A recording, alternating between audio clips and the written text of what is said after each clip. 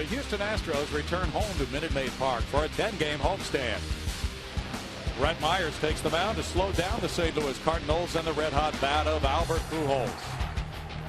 Central Division rivalry continues next on Fox Sports Houston.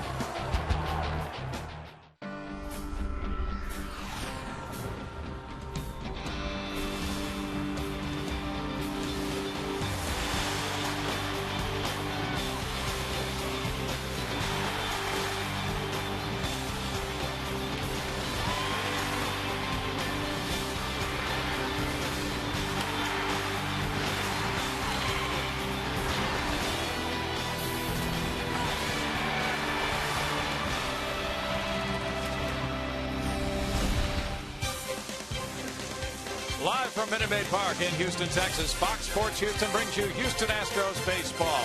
Tonight it's game one of a three-game series. The Houston Astros meeting the St. Louis Cardinals. Good evening, everybody. Bill Brown and Jim DeShays to watch the opener of a 10-game homestand for the Astros in the air-conditioned Minute Maid Park. JD. 10 games. My 10 goodness, games. This should be fun. And Cardinals come to town. And, of course, the last time they were here, Lance Berkman absolutely lit it up. So let's take a look at a couple of talented outfielders. Lance Berkman hitting .329, third best in the National League. He's at 12 bombs. His OPS, he's pretty much led the league in that all year long. Hunter Pence doing a lot of great things. Got a hitting streak right now, hitting .310, tied for 10th in the league. He's at 8 bombs, 44 RBIs, good for 5th. He's also top 20 in the league in on-base plus slugging. We'll keep an eye on these two guys all series long. Well, coming up from Minute Maid Park, where the air conditioning is pumping, it's been another very warm day. Brett Myers and the Astros with Michael Bourne and Hunter Pence try to derail the Cardinals with Jake Westbrook in just a moment.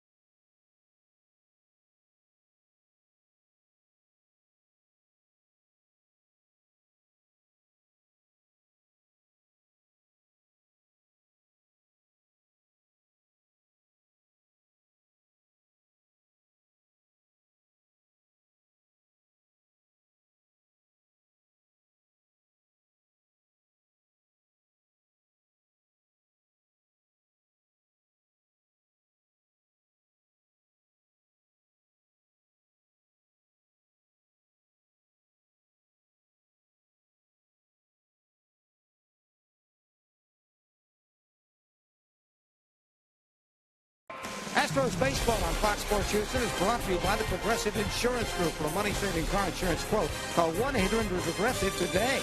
And by Southwest Airlines, new Rapid Rewards, unlimited reward seats, and no blackout dates.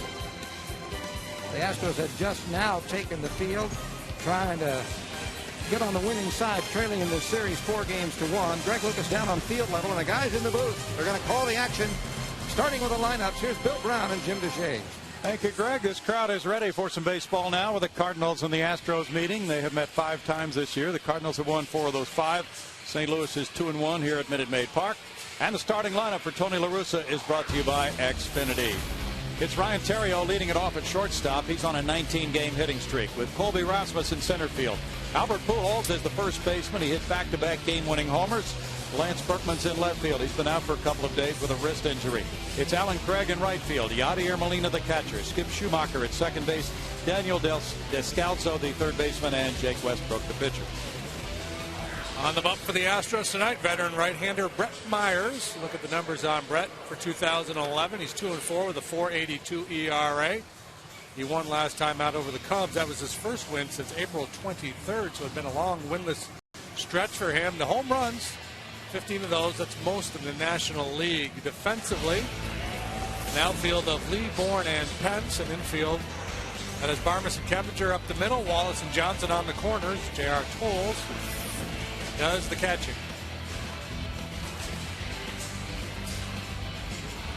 Last year, Myers had quality work in all 4 starts against St. Louis. And this season now, as J.D. mentioned, facing them for the first time. He is 6-3 in his career against the Redbirds. And the Cardinals are opening a 9-game road trip coming off a 4-3 homestand. They had a sweep of that 3-game series over the weekend against the Cubs. Ryan Theriot at 300 has no homers. He's driven in 21. And the former Cub looks at strike 1. Hey, you can't throw him a slider. Why? That's what Zambrano told Marmol. You can't throw him a slider. He apologized for that, by the way, today. It's a 1-1 strike count. Theriot, during his 19-game hitting streak, has hit .333. Myers shooting for win number 3 of the year. And he gets a fly ball. Michael Bourne is drifting over to his right a few steps in center. 1 out for Myers. Myers allowed the Cubs just 1 run in 6 innings on 3 hits in that 3-1 win on Thursday. 98 pitches for Brad in that one. In this ballpark in his career, he's been lights out, 10-3 with a 2.91. This year, however, not as good. 1-2 ERA up over 5. Colby Rasmus with 5 homers, 26 runs batted in, has a .270 batting average. And there's ball 1 to Rasmus. Rasmus also has hit 6 triples. So he's a pretty powerful package in the number 2 spot in the order. That's a very deep, very talented lineup that the Cardinals have. They are second to the Reds in runs scored, second in extra base hits. They're first in both on-base percentage and slugging percentage. They hit a lot of doubles. And now Albert Pujols has gotten hot. Yes, he has. 2 balls, 1 strike. So La Russa, who's approaching game number 5,000, will be joining Connie Mack as the only managers or coaches in American professional sports history to have reached that milestone. He needs only 3 more games after tonight. 4,997 games managed. That's a looping liner into center field. Rasmus aboard for Albert Pujols. The Cardinals are second in the league in runs scored. Rasmus is a good fastball hitter. He's got a quick bat. Looks like a little slider cutter maybe they were trying to run in on him, and he was able to get the head of the bat on it. Now Albert Pujols, who has indeed gotten hot. He has 13 homers, 38 runs batted in. His batting average has climbed to .278.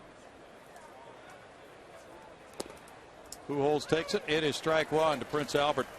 It's a .366 hitter against Brad Myers with 3 home runs. Pujols coming off a homestand in which he hit .444, hit 4 homers, make it 5 for the homestand. He hit 4 in 4 games. Yeah, back-to-back walk-off home runs to beat the Cubs over the weekend. 1 to beat him, 1 to tie him, I guess. But yeah, he's hot. He's back. Player of the week in the National League for last week. Dave McKay, the coach at first. Pujols looks at it. It's a ball. No, they were both walk-off home runs, right? Yep. Yeah. Game winners. 2-1. Bill Miller's the home plate umpire. And the Astros opening this 10-game homestand, also beginning a string of 16 consecutive games until their next day off.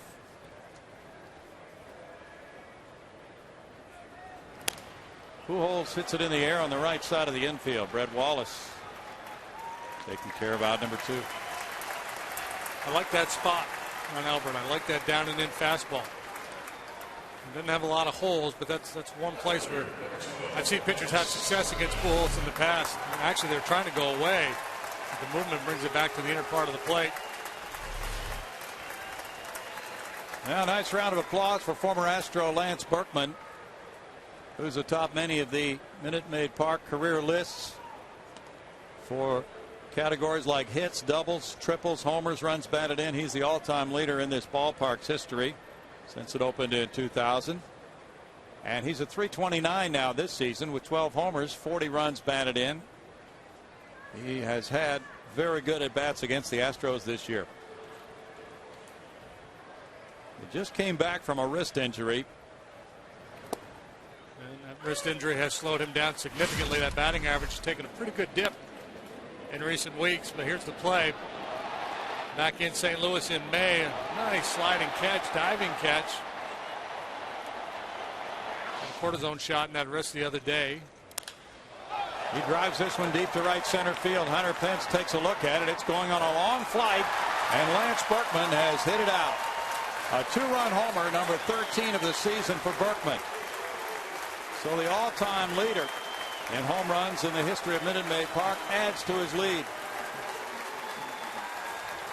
That's his 3rd long ball against the Astros this season.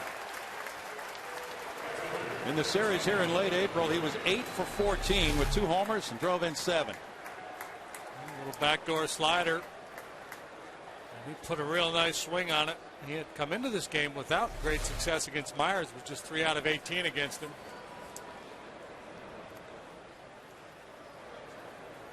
That gets Alan Craig to the plate with a 2-0 Cardinal lead, and he looks at strike 1. Craig, a .340 hitter with 4 homers, 23 runs batted in, has been another of the surging Cardinals. He and Yadier Molina have been just about as hot as any Cardinal since mid-May. Yeah, you know, we talked so much about Pujols, and then with the addition of Berkman there, you know, Berkman, Holiday, Pujols trifecta in the middle of the order, but they've got a lot of talented guys. At least guys having good years. Craig, John Jay. Yeah, initially it was going to be Craig and Jay platooning at the outfield spot before Berkman signed. Molina's probably having his best year offensively.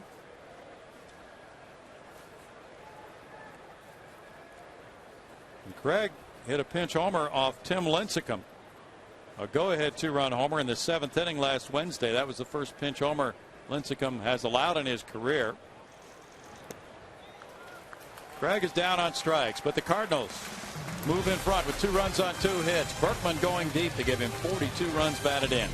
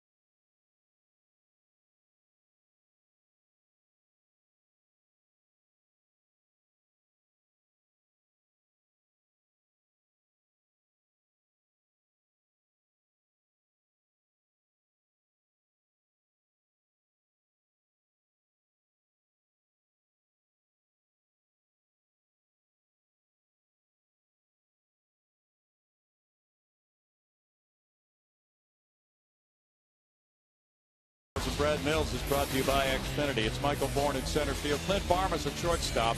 Hunter Pence with the long hitting streak in right field. Carlos Lee in left. Jeff Keppinger at second. Brett Wallace at first.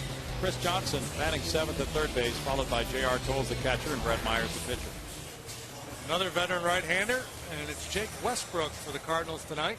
Our first look at him in 2011. He's made 12 starts. He's got 5 wins, 3 losses, a 5.15 ERA. You saw the strikeout numbers there, just 35 of those in 64 innings. He's a ground ball machine.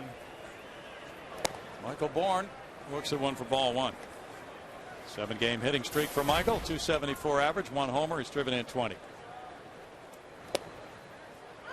It's a 1-ball, 1-strike count for Westbrook. Starting the night with that ERA of 5.15. He's had some good games, and then he has suffered in others. Yeah, I was looking at his game log earlier today, and he's actually, to me, he's pitched better than that 5.15 ERA. He's had a couple ugly ones, but for the most part, he's gone out there and done pretty well, kept his club in the game. And with this offense, you don't have to be all that good to win. I mean, the way they score runs. And they do score runs.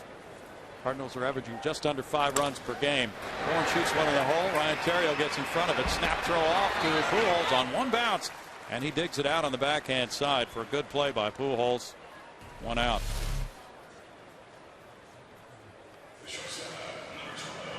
Theriot back on his heels when he fielded that ball, so he couldn't step into the throw. Still able to get enough on it to just nip Michael over there at first base. Clint Barmas, like Michael Bourne, starts the night on a 7-game hitting streak. 235 his average, 3 homers, 7 runs batted in for Clint.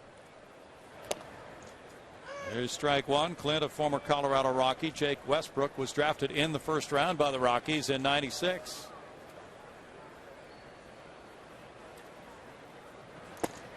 Westbrook comes up and in with ball 1. He's from Athens, Georgia.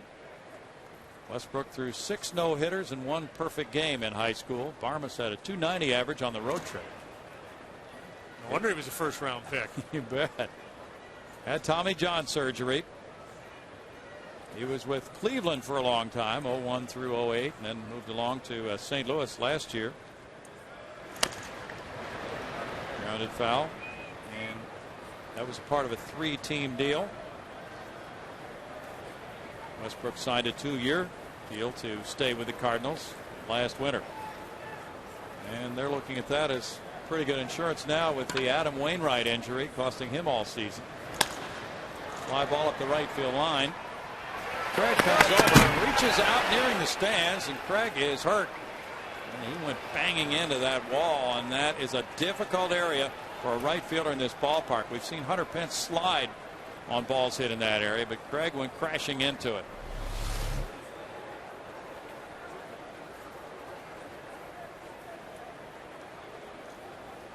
Reaching for his right knee. Also hit that pole. Ball slicing away from him, and this is a very tough thing for Alan Craig. Didn't quite get there. And then putting on the brakes was the problem. You can see that right knee. Yeah, I don't know if it's so much the collision or maybe he twisted it a little bit. Hard to say. There's the Barry Weinberg, the longtime trainer, out there with him. Well, Tony La Russa was a DEFCON 9 for outfielders on Sunday with Lance Berkman out of the lineup. He had to play Skip Schumacher in the outfield in that game. Colby Rasmus sat that one out. He needed a day off, so now Craig is limping off the field. Yeah, the Cardinals had to deal with a lot of injuries this year. They've been able to play quite well despite that. And it started with Wainwright in spring training, and it just continued. Yeah, that knee was flexed as he went into that fence. And we've seen Hunter make a couple of spectacular sliding plays, but that's a difficult play to make as well. And then, of course, it's just hard to apply the brakes the way Craig went into that wall.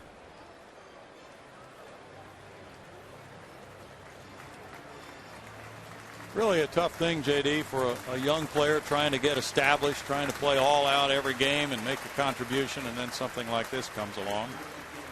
Maybe he's not hurt that badly at all, but it doesn't look all that good, does it? Yeah, I don't know. I mean, the fact that he's able to put weight on it is a good sign. There's a little blood.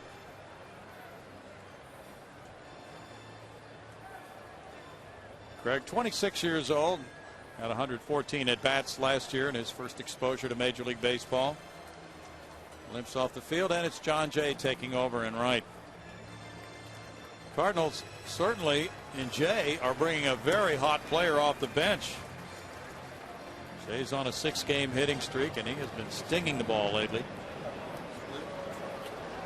Yeah, and remember in Chicago, Soriano got hurt, and they stuck Blake DeWitt in the outfield. I think he got 3 hits. That's true. That might not be as bad for La Russa as it looks at the moment. Meanwhile, back to Barmas and a 2-2 count.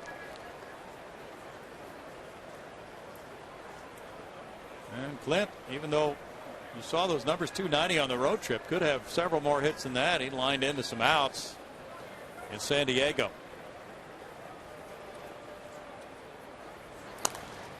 Fouls that one away. Still 2-2 with Hunter Pence on deck. Well, Westbrook, a good fit, for the philosophy of Dave Duncan, the longtime pitching coach of the Cardinals. He's all about bottom of the strike zone, a lot of sinkers, trying to get as many ground balls as possible. There is one. Terrio. 2 outs. Ricky Horton, who does TV for the Cardinals now, was telling us earlier that Westbrook had to start in Colorado where he didn't allow a ball out of the infield. That's a good place to have the ground ball working. Now it's Hunter Pence on a 17-game hitting streak. Longest of his career. Batting average has climbed to .310. That's 10th in the league. He has 8 homers, 44 runs batted in, ranking 5th in the National League for Hunter.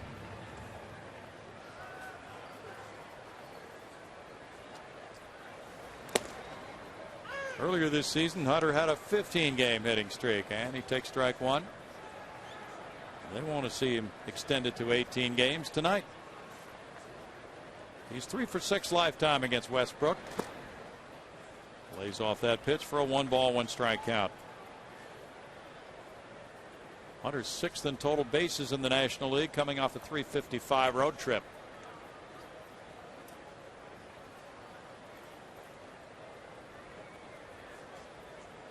Terrio's 19-game streak is the longest active streak going, and Hunter right behind him.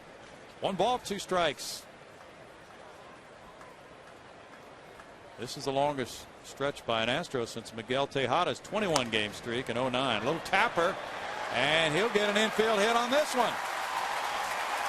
It's an 18-game streak for Hunter Pence. Time for a look at our Farmers Insurance Report Card.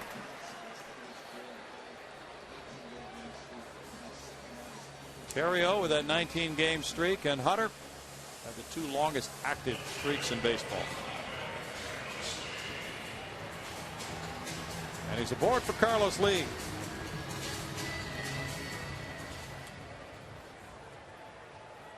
Lee with 4 homers, 29 runs batted in, has a .257 batting average. And there's strike 1. Carlos, a .412 career hitter against Westbrook, has 1 homer against Jake, and he's driven in 5 against Westbrook. Carlos looking for that sinker, and he crossed him up, threw him a good slider. Sinker, slider, changeup from Westbrook.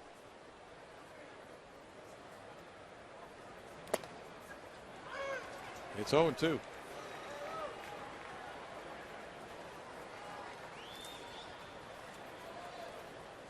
Cardinal pitching is in the middle of the pack with a 3.69 ERA in the National League.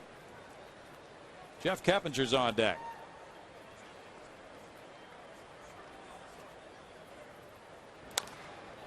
Fouled away. Cardinals have hit .327 in 5 games against the Astros this season. So it would stand to reason that the Astros would probably need some runs to win these games, depending on any given pitching matchup. Jaime Garcia is going to pitch in this series for the Cardinals. Tough to reach him. It's 1-2.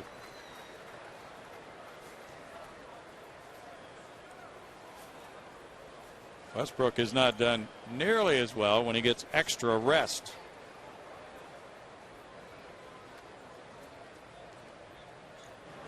He's working with extra rest tonight. When he gets more than 4 days rest, his ERA is 9.57. And when he gets the 4 days rest, his ERA is 2.11. So that's that stat you talked about, just looking at his starts. What he needs is no days off for the Cardinals, right? So he can get into that consistent stretch of baseball. Deep drive to left field. That'll tie it 2-2. El Caballo will take the tour. A battle of home runs. And both left fielders have connected in this one. And that gives him 31 runs batted in. They're talking about all the ground balls that Westbrook gets. Just 4 home runs allowed this year now. Carlos, that good slider early in that bat, came back with the slide ball. This went home right in the middle of the plate. And Carlos did not miss it. So 2 outs, nobody on. Hunter Pension's a little weak roller out in front of the plate, and it leads to this swing of the bat. Not the bloop in the blast, but the bleeder in the blast. Yeah. Strike one to Jeff Keppinger. 314 is his average. Lee has tied at 2-2. Each club with 2 hits, no errors. Keppinger has played well since returning from the foot injury. And it's a 1-ball, 1-strike count. He said the foot is not bothering him at all. Said he had enough time in Florida and then on the minor league rehab assignments to get back into a very good situation. 1-2. The Astros have been out-homered by the Redbirds. Cardinals have hit 53. The Astros 39 this year.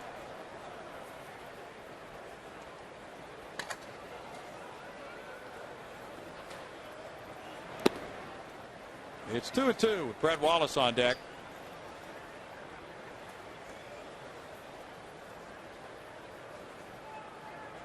Berkman hardly moved on that Lee home run as it sailed over his head. Rolled out to second. Schumacher to Pujols to end the Astros first. And for both clubs, it's 2 runs, 2 hits. And dueling 2-run homers. Berkman for the Redbirds and Lee for the Astros after 1.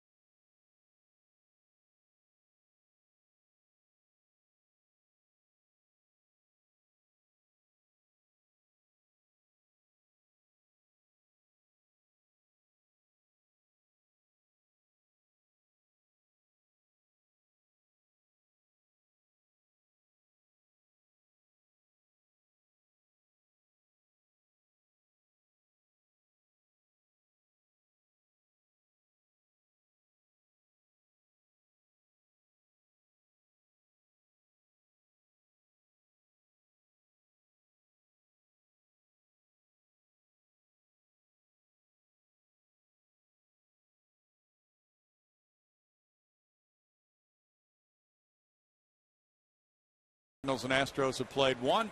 Now we move to inning number 2, and it's Brett Myers versus Yadier Molina. Molina has one of the best batting averages in the National League, 321. He has 3 homers. He's driven in 24 runs. Here's strike 1 for Myers. The Berkman home run was the 16th allowed by Myers. He's given up more than any other National League pitcher.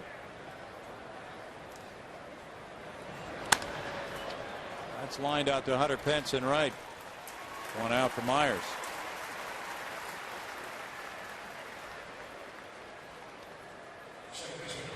Skip Schumacher follows. Schumacher, the second baseman, not really hitting his stride offensively here. He went 4 for 21 on the Cardinal homestand. 211 is his average with 1 homer and 10 runs batted in. He missed 34 games on the disabled list with a tricep strain this year.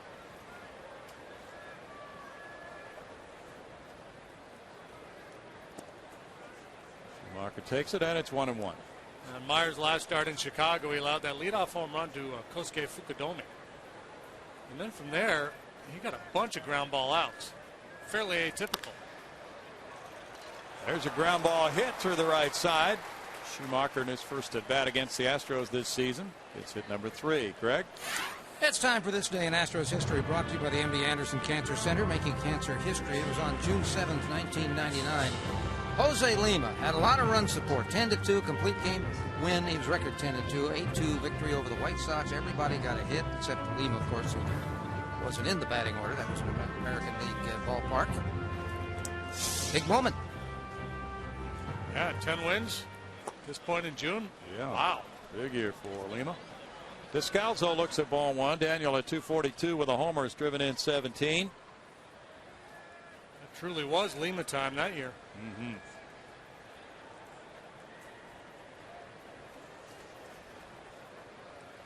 Believe it. Fouled away. It's a 1-ball, 1-strike count. David Freese is out with a broken hand. That gives Descalzo playing time at third base.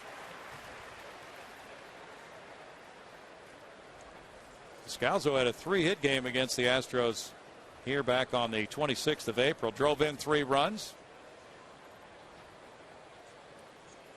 Daniel, 24 years old, from Redwood City, California. 1-2. Took a little off that breaking ball, had him way out in front. That's a good one here. For Myers, the hitters will see a lot of breaking stuff. Curveball, slider. Throw a cut fastball in on the lefties. Another curve. He checked his swing. The appeal went down to Phil Cuzzy. Cardinals have another young player that could play some third base for him, too. It's Matt Carpenter, recently called up. He's a Houston guy, went to Elkins High School.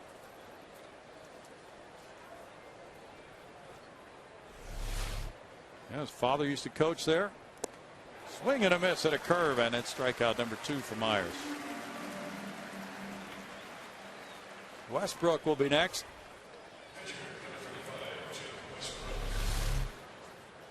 Stayed with that breaking pitch. Good look at the swing and miss on Foxmo.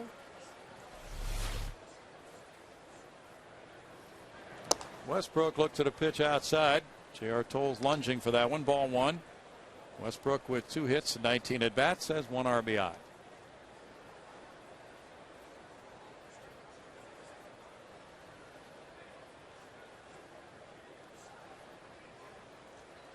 Cardinals occupy the top spot in the NL Central right now. They're a game and a half in front of Milwaukee, 5 in front of Cincinnati.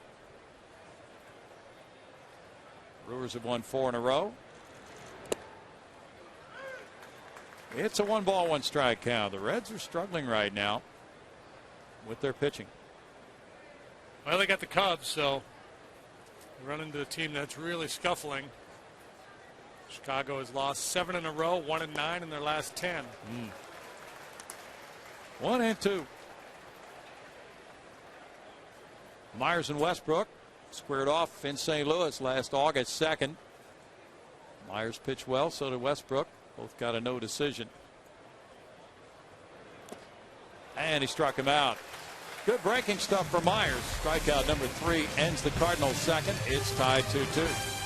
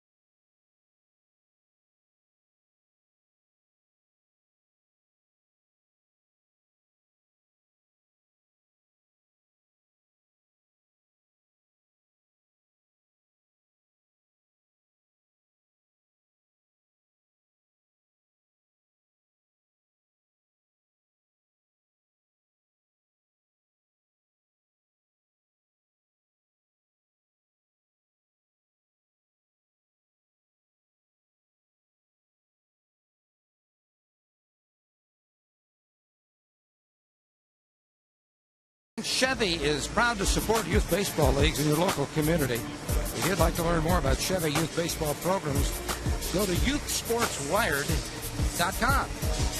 Now look upstairs to Bill Brown and Jim DeShays as we head into the bottom of the second. Thank you, Greg. It's a 2-2 game here at Minute Maid Park. Red Wallace, the Cardinals' first-round draft choice a few years ago, will lead it off against them here in the second. He's hitting .373 at home. That's third best in the National League. He looks at ball one in the dirt. It's a good matchup for him. Sinks the ball. Yeah, out of the way. He's going to take it. He's going to hit a rocket to left. Some point tonight. This will be a good time right now. 2-0. There's Fox Tracks. It's brought to you by Steel. Shows you Westbrook missing first down, then up and away. Wallace is 4 for 5 against this pitcher. We'll cut her in. That's a good adjustment there by Westbrook, getting away from his game a little bit. Instead of sink her down, he threw a little cutter in.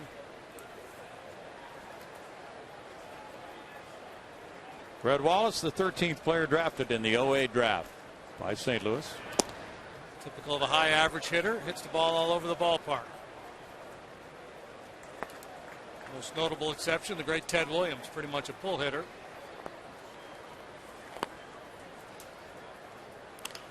That one's in on him. He fights it off, gets it out into center field. He pulled his hands in very nicely to get that single up the middle. And that's just maddening from the pitcher's point of view. You make a pitch like that, tie a guy up, jam him, and he's still able to get a knock.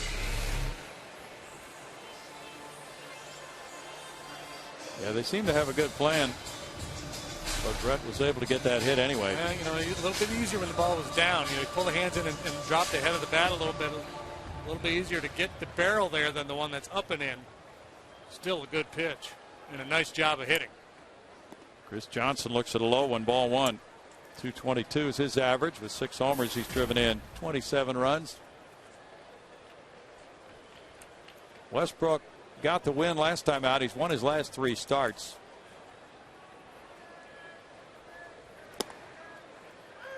It's 1-1. He went 5 innings to beat the Rockies in his last game, giving up 3 earned runs.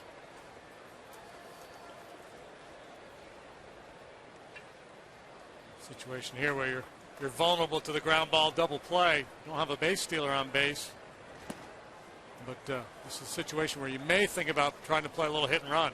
He does not get a lot of swings and misses. He's not a strikeout pitcher, so you feel pretty confident you can put him in play. So it wouldn't be a bad idea to start Wallace and just turn CJ loose here. Foul ball. 2-2. Red Sox lead the Yankees 4-1 at Yankee Stadium there in the 3rd inning.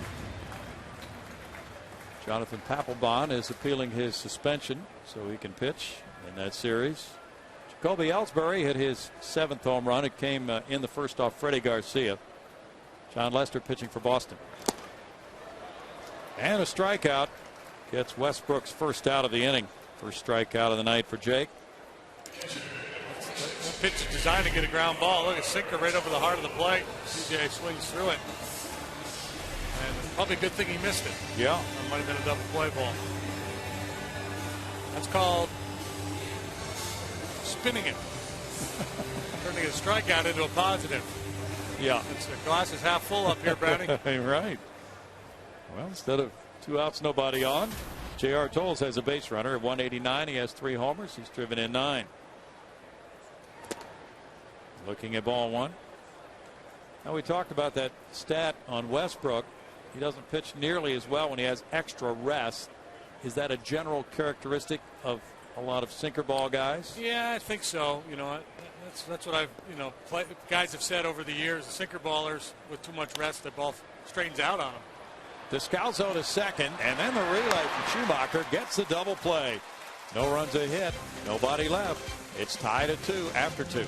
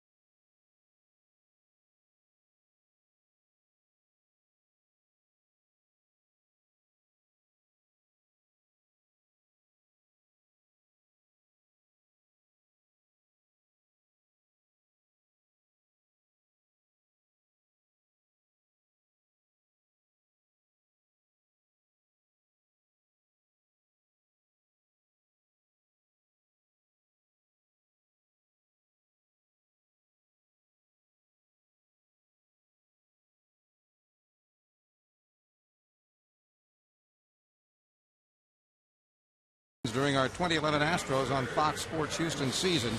Stand Up to Cancer works to fund groundbreaking research that helps accelerate treatment to patients. For more information, please visit standuptocancer.org/Fox Sports. Brownie's a very good model. Just put that on tape about 4 or 5 weeks ago, didn't we? He's actually wearing them today, but you're right. We see that he's wearing the same coat all the time. Yeah, that sweater gives it away. It was back in cold weather time. You know, George Costanza was a hand model. Brownie's a lapel model. Right. And can have a lapel model. Ryan Theriot leads it off in the 3rd inning. He led off the game with a fly ball to center field. This 19-game hitting streak by Theriot is the longest by a Cardinal since Albert Pujols had a 30-game streak in 2003. He flares this one to right, but it'll get out to Hunter Pence. A 1-pitch out for Brett Myers here in the 3rd.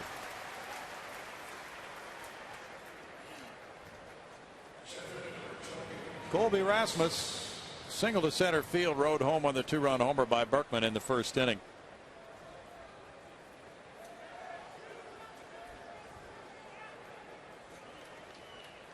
Cardinals are 14-9 within the division. Last year they had problems beating the lesser lights in the NL Central. Rasmus takes a strike.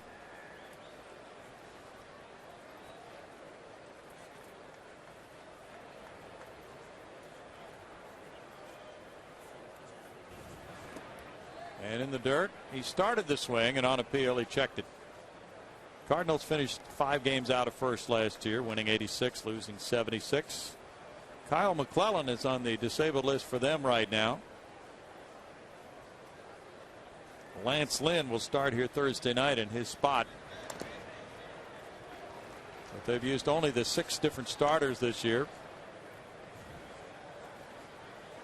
Redbirds had a .500 record for Tony La Russa in the National League Central last year, 39-39, even though they were 12-6 against the division-winning Reds. There's the disabled list, and it's a long one.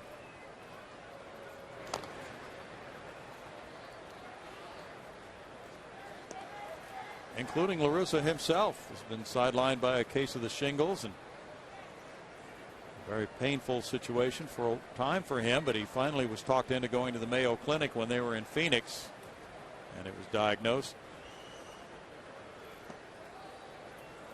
1-2 to Rasmus. La Russa has managed his team to 8 different division titles, 2 pennants, and a World Series in his managerial career. It's pretty impressive what they've done this year, given the injuries, especially the one to Wainwright, and the fact that Chris Carpenter hasn't been particularly good so far this year. Blocked there by Wallace. He got his body in front of it. That was the key to out number 2. He had time then to recover. Yeah, they've done very well considering all those injuries.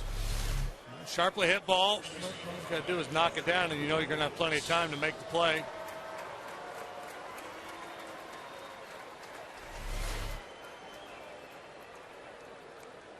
Now Pujols, who popped to first, comes around for the 2nd time. Is Albert's recent success tied into the fact that he's now clean shaven? Is that part of it? You know, that just, yeah, when's the last time he was clean shaven? Trying to remember. Maybe that was what sparred the good run. Yeah, looking to change the karma a little bit. Yeah. Strike 1 to Albert. 7 times he's been in the top 2 in the MVP voting. Only Barry Bonds had more with 9. Hits that one to right field. That'll hang up for Hunter Pence. And it's a 1-2-3 third for Brett Myers and a 2-2 ball game.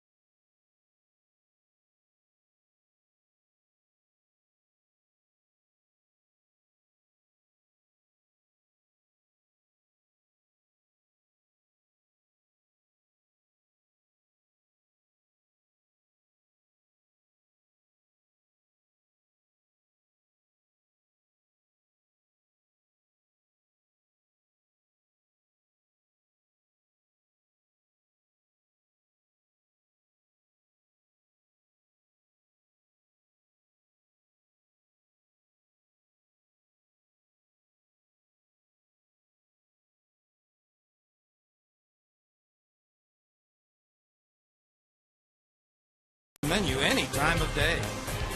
By AT&T, rethink possible. And by Steel. For dependable trimmers and lightweight blowers, visit steeldealers.com. Brett Myers leading it off here in a 2-2 game. Takes ball one in the bottom of the third. He has 4 hits and 22 at bats. And now it's a 1-ball, 1-strike count for Jake Westbrook.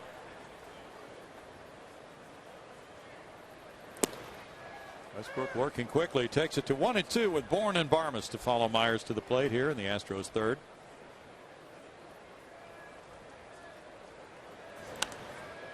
He has a quick tempo. There's another foul ball back and out of play. Westbrook with 5 wins and 3 losses. As JD mentioned, had surrendered only 3 homers in 64 2/3 innings until the Carlos Lee 2-run homer in the first. Cardinals have featured a lot of pitch to contact arms the last few years with the pitching coach Dave Duncan preaching that theory.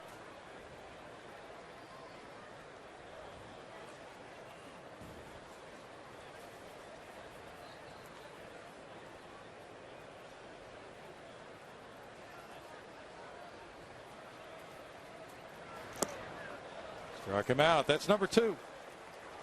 We go to Patty Smith. Well, guys, Texas A&M Aggie Night is this Friday when the Astros host the Braves at 7:05. The first 1,000 fans to purchase tickets at astros.com/Aggie will receive a unique maroon Astros cap. Visit astros.com/Aggie tonight to purchase this special ticket offer. Bill. Thanks, Patty. There's one out. Now it's Michael Bourne, who tapped out the shortstop earlier. Looking at ball one. Michael's a .266 career hitter against the Redbirds. It's 1-1. He's got everybody tightened up. Descalzo way in at third base. Middle infielders a step or two closer to home than they normally would be. He lines one into center field. Of course he does. He leads the league in line drive percentage. It's an 8-game hitting streak for Michael. Had a nice road trip and really on a nice roll. Good short stroke there. Minimal movement in the box. Real quiet body, quick hands. Now, he's going to try to take a base off Molina, who has not thrown as well this year as he has throughout his career. Just 25% caught by Molina this year. Last year he was up around 50%. Barmas looks at ball one. Michael has talked about Molina being kind of a nemesis catcher for him over the years.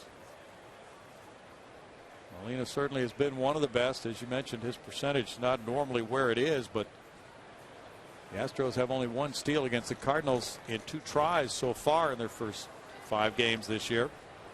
And Molina has a way, along with their pitchers' release times, of stopping the Houston running game. Astros have the best percentage in the majors, 88%. They're 50 of 57 in stealing bases. They work very hard on the running game, as you see Westbrook is doing right now.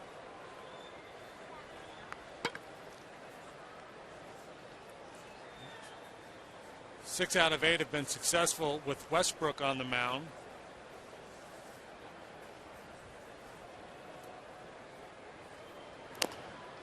Again, because he gets so many ground balls, the stolen base almost becomes a preventative action to stay out of the double play.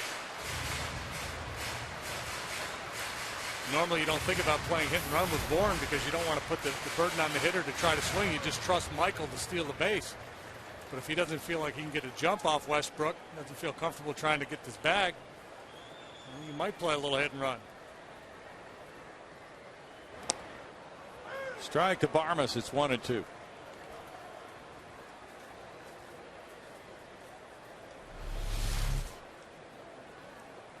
The runner moving off the inside corner, but Bill Miller thought it was good enough.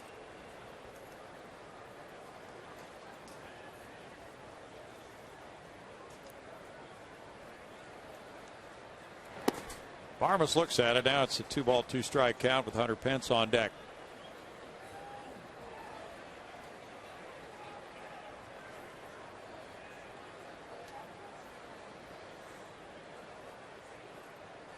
Cleveland leads Minnesota 1-0 after 6 behind Carlos Carrasco.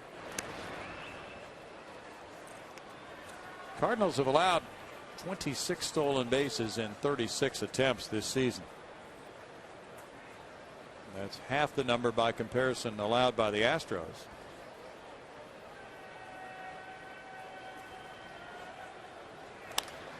Fly ball to right. John Jay waiting. 2 outs, and it's Hunter Pence now. Hunter, a .315 career hitter against St. Louis, got the infield hit up the third base line in the first inning.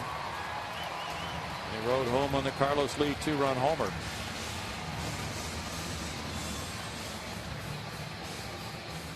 Hunter's had 166 hits since the All-Star break last year. That leads the majors.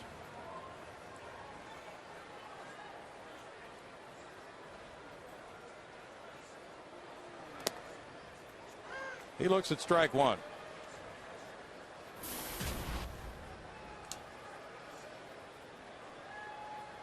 Mike Barnett likes that stat that the Astros lead the majors in opposite field hits. He thinks that speaks well to their approach and their execution of that approach. Yeah, we talk a lot about it. There's no more value in an opposite field hit than there is in a base that you pull, but it speaks to the approach. And if you're hitting the ball the other way, you're seeing the ball a little better, you're less likely to be out in front of off-speed stuff.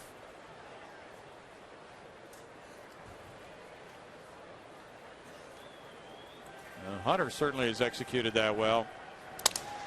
Broken bat. That will sneak through into the opposite field. Michael Bourne will go to second and hold there on a crack bat single, and Hunter's 2 for 2 in this one. When you're hot, you're hot. He's hit a 30-foot ground ball in front of home plate for a knock, and now this broken bat, seeing eye. Ball just kind of worming its way through the infield, bouncing high over Bourne and then squirting on into right field.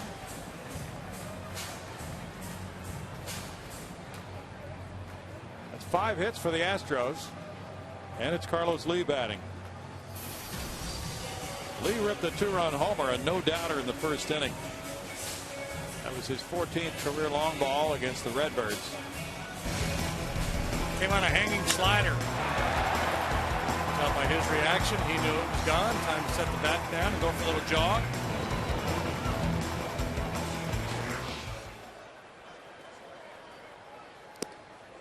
Now there's ball 1 to El Caballo. Keppinger's on deck. Carlos now has hit safely in 11 of 13 games, hitting well over 300 in those. It's 1-1.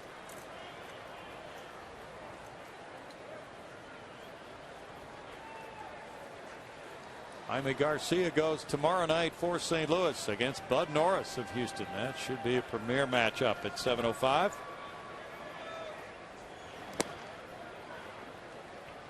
Two balls and a strike. A little show me inside fastball there after starting him with 2 away.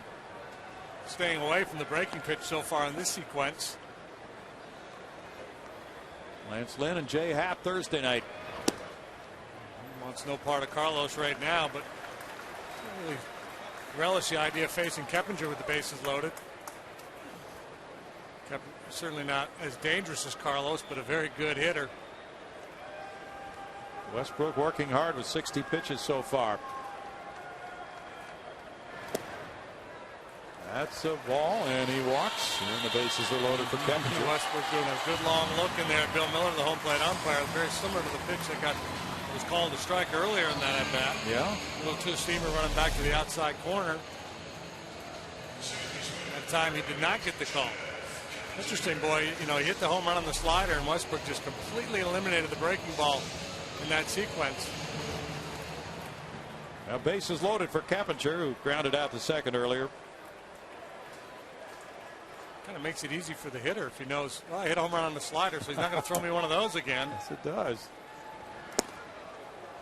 Strike to Keppinger.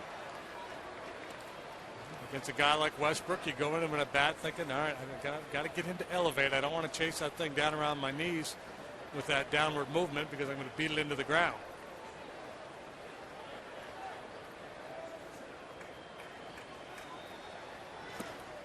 gets a couple strikes on you, you can't afford to be as particular. Brad Mills spent about an hour and a half in the draft room today. 475 is the career bases loaded average of Jeff Keppinger. First time up this year with 3 men on. That didn't look good. Well, you know, the reason why Keppinger's done so well in those situations is because he just does not let the moment get to him.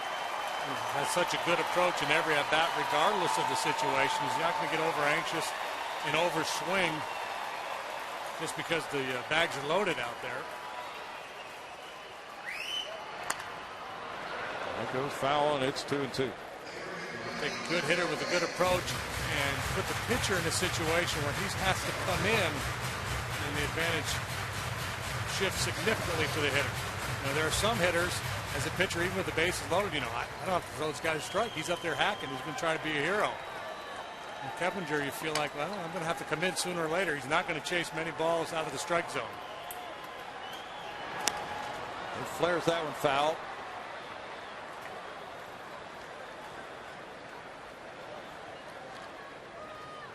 He was able to weigh back on the breaking pitch.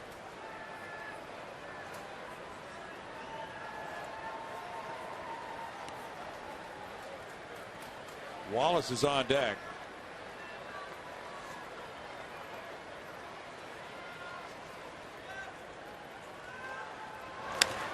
Fly ball goes to center. Rasmus is waiting.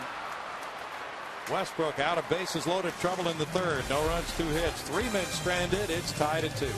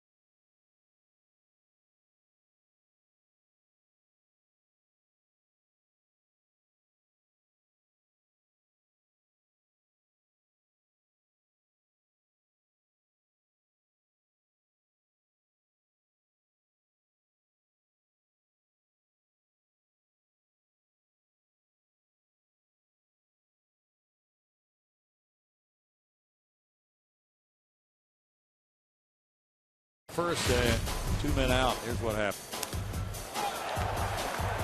A little backdoor slider. Banged it into the Astros bullpen. Absolutely lit the Astros up the last time the Cardinals were in town. That's the 10th time to 13 batters that Brett Myers has thrown strike 1 on the first pitch. One time he did it with a changeup. So throwing strike 1, but giving the hitters a different look. Curveball there. Curveball's had good action tonight.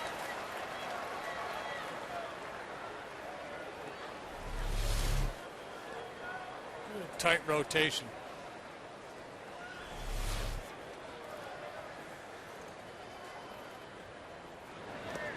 In the dirt, Berkman got that injection of cortisone in his wrist after the game Saturday, and then he sat out Sunday. Yesterday was a day off. Feeling much better today. Apparently. Yeah. He said that was one painful shot.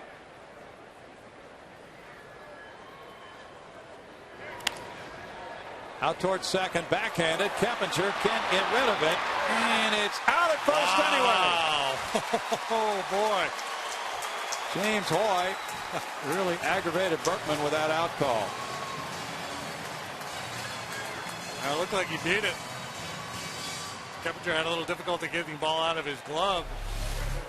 Stayed with it, stayed with the play, and got the call. Let's see, maybe they did get him, but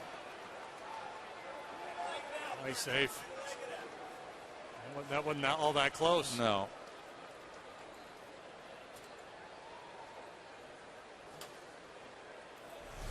One out, and here's John Jay. Puts one in the air toward the left field line. Carlos Lee coming over. Retires him on one pitch. James Hoy right there in good position to make the call. Boom, on the bag.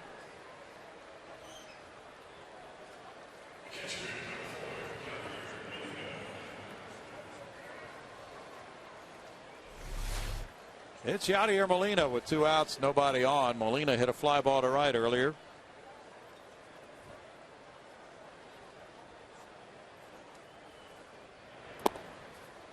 Ball 1 to him. That goes against the trend. Brett Myers throwing strike 1.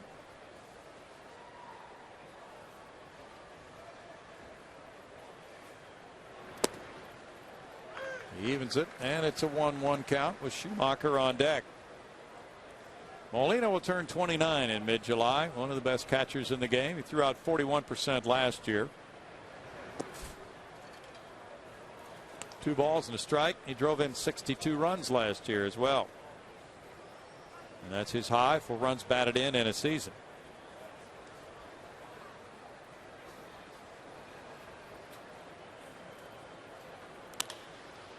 In the hole, backhanded. Barmas tries the off-balance throw, and it gets by Wallace and stays in play. Barmas was deep in the hole. The throw sailed on him, and Wallace came off the bag up the line, but unable to stop that. It's an infield hit for Molina. And Barmas played a very solid shortstop so far for the Astros. Opted to try to make that off-balance throw as opposed to trying to set his feet and then put a little more on the throw. Obviously, it would have taken a little more time to get the feet set, and either way, it would have been a very difficult play to convert. Skip Schumacher's the batter. Rolls over on one, and there's strike 1 to Schumacher, who singled to right in the second inning. Molina the runner. Schumacher from Torrance, California. Played football and baseball in high school. Went on to UC Santa Barbara. 5th round pick of the Redbirds in 01.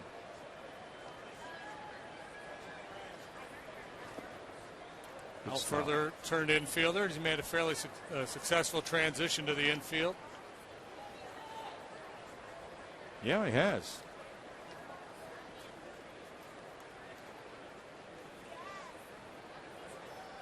Hasn't made an error yet this year in 27 games.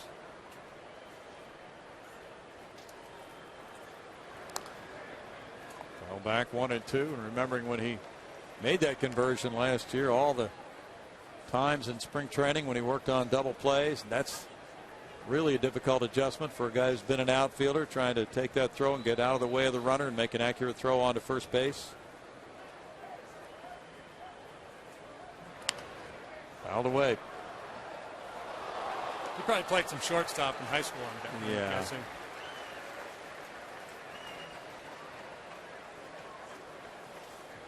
Got a release on the Astros draft.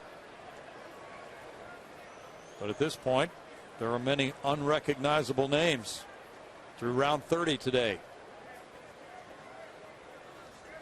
A lot of talk today, of course, about the first round pick, George Springer of Connecticut. Runner takes off. There's a bouncer. Barmas went to cover, and the ball trickles behind him into left field. And Molina will go to third. So on a 1-2 count, Molina was in motion, and Schumacher delivered in the Cardinals' preferred spot. Interesting play here. Molina's trying to get the big jump, the Carlos Lee steal, where he's cheating on the pitcher, and then he hesitates. And then he figures, well, I've gone so far, I might as well keep on going to second base. And that draws Barmas over to cover and then open up that hole. Cardinals lead the majors in going first to third on singles. Our leaders of the game brought to you by United, proud to fly the Houston Astros. And with runners in scoring position and 2 outs, 3 for 30 against Brett Myers. He's hoping that trend continues with Descalso, the batter. He struck out earlier. Schumacher has not stolen a base yet this year. He's 0 for 1. Number 8 hitter at the plate.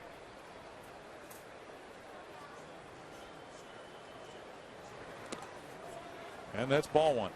That was really a funky play. Let's take a look again. Here goes Molina. About a third of the way there, he really breaks it down and then just kind of goes into cruise mode. Armas had gone over to cover. He was trying to steal it like Carlos, you know, where you take a real small lead. Yeah. And then you anticipate the pitcher going, and he took off early. And luckily for him, Myers didn't see him. He would have been able to step off and get him easily. Now 2-0, and here's the intentional walk coming to Descalso. That'll load the bases for Westbrook. Descalso wasn't biting, so he won't get a chance to swing here. And it'll be Westbrook who struck out in the second inning with the bases loaded. Westbrook got out of bases loaded trouble when he retired Keppinger in the last inning. A situation there where you want your eight-hole hitter to take an aggressive approach with 2 outs and the pitcher on deck, especially in an RBI situation. Tolles out to talk it over with his battery mate. Humberto Quintero had been catching Brad Myers, but now he's out with that high ankle sprain and not getting a whole lot better too quickly from what we're hearing. 58 pitches for Myers.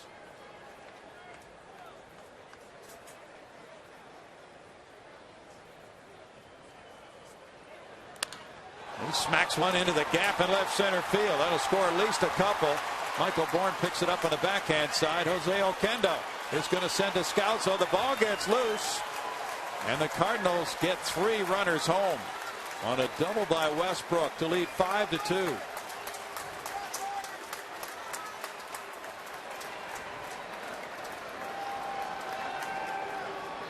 Third base hit for Westbrook this year. Second double, 100 batting average coming into this game, and he jumped all over that first pitch breaking ball. Astros have been burnt a number of times this year after the intentional walk, and and in every instance it's a solid strategy. You can understand exactly what Brad Mills is thinking. It just has come back to bite him. Leadoff man Ryan Theriot takes strike one. 3-run double for Westbrook. His second double of the year. Gives him 4 runs batted in. He just doubled his career RBI output in that swing of the bat. Of course, he spent all those years in the American League. Well, the way these bases loaded situations shook out was that a major determining factor in this 5-2 score. Westbrook got Keppinger with the bases loaded.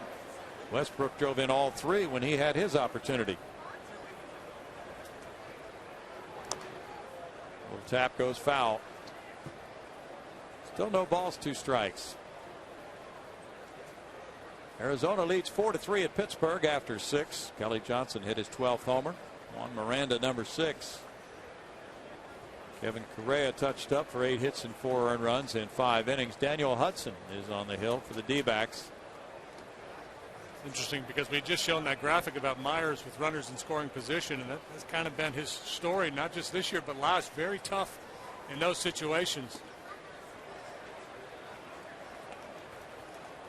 1-2. 2 outs, nobody on. Infield single Molina. And then that little through the whole base hit by Schumacher with Molina on the move. That's strike 3. Theriot's caught looking, but the Cardinals come up with 3 runs on 3 hits and strand a man.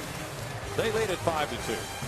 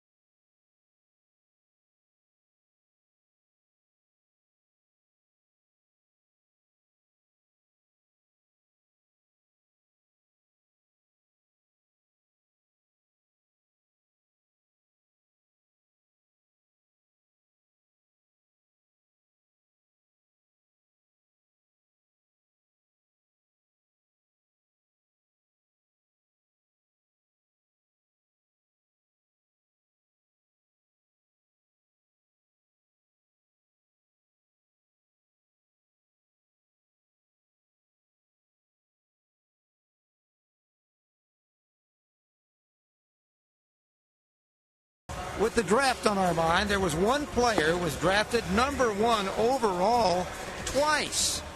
The money was different then. Who was it? Good question. #1 overall twice. Good question. And you will never, unless you know this, you'll never know who he was, because he was a big mistake twice. Yeah, he was. Okay. He did play in the big leagues, all right? Yes, he did. Yeah, I remember this one. You know, the Astros drafted a guy who was drafted in the first round twice, not #1 overall. Randy Scarberry. Folks probably haven't heard of him either. He won the same classification as this guy. Jake Westbrook delivers ball 1. He's been ball 1 on 9 of 15 batters so far. Brett Wallace singled up the middle in the second inning. I know the answer to this, but I'm not going to give it because I want people to be able to. Well, let guess. them try to figure it out. Yeah. You probably don't need a clue, but he was from Peoria, Illinois.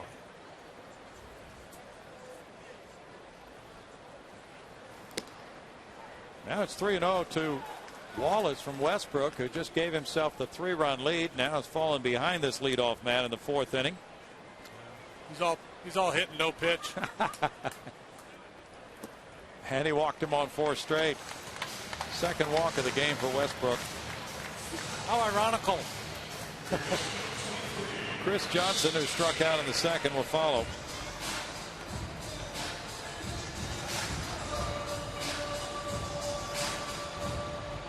CJ's a .286 career hitter against the Redbirds. First of a 3-game series here. Atlanta's in for 4 starting Friday through Monday. And then the Pittsburgh Pirates are the 3rd team to visit Minute Maid Park on this homestand. Strike to Johnson. Danny Goodwin. Danny Goodwin. I knew the bell would ring tonight. He drafted first overall twice. Yeah, Peoria Central High School with the White Sox, elected to go to college in '75. The Angels picked him #1. Broken bat. It's lined out to second. Throw back to first. Safe. One out, and then Wallace diving back, got there just ahead of Schumacher's throw. Goodwin was a catcher, and he played parts of 7 seasons, only 252 games. They hit just .236 with 13 homers. So at least 2 teams really thought he was good, and they were really wrong. Yeah, you know, and I think scouting has got more sophisticated over the years. But it used to be a lot of the thinking was, you know, if you draft really good athletes and you can kind of teach them the finer parts of the game, you can teach them how to hit. But if you had a big, strong guy who could run and throw, and you could turn him into a star-type player. And I don't know if that's the case with Goodwin or not. I mean, obviously he had some credentials. He came before the big money, too, so the #1 didn't have as much cachet as it does now, because the first draft was in '71 before free agency. Second was also before it in '75. Runner takes off. Tolles with a swing and a miss. Molina's throw there. And Wallace is out. And that is exactly what we were talking about earlier. Because of Westbrook's sinker, you're starting the base runner. It's a hit and run play, and it's incumbent on the guy in the batter's box to make contact. Now, that's easier said than done when you get that turbo sinker that Westbrook just threw, one of the best ones he's thrown tonight. But once JR came up empty, Wallace kind of out there in no man's land. Out into right center field. That loops in for a hit. Here's Tolles going for second. Rasmus with the throw. A little bit offline, and he's safe. A double for Tolles, his 5th of the year. Comes right after the caught stealing. Of course it does. Astros have had a hit in every inning. See if Myers can exact a little revenge on Westbrook. Myers struck out in the 3rd. And the Astros proceeded to load the bases before Westbrook got Keppinger.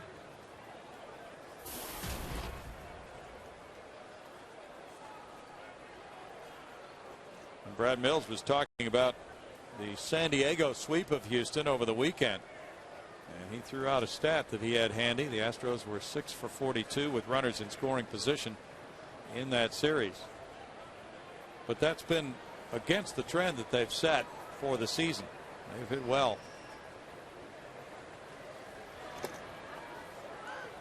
1-1.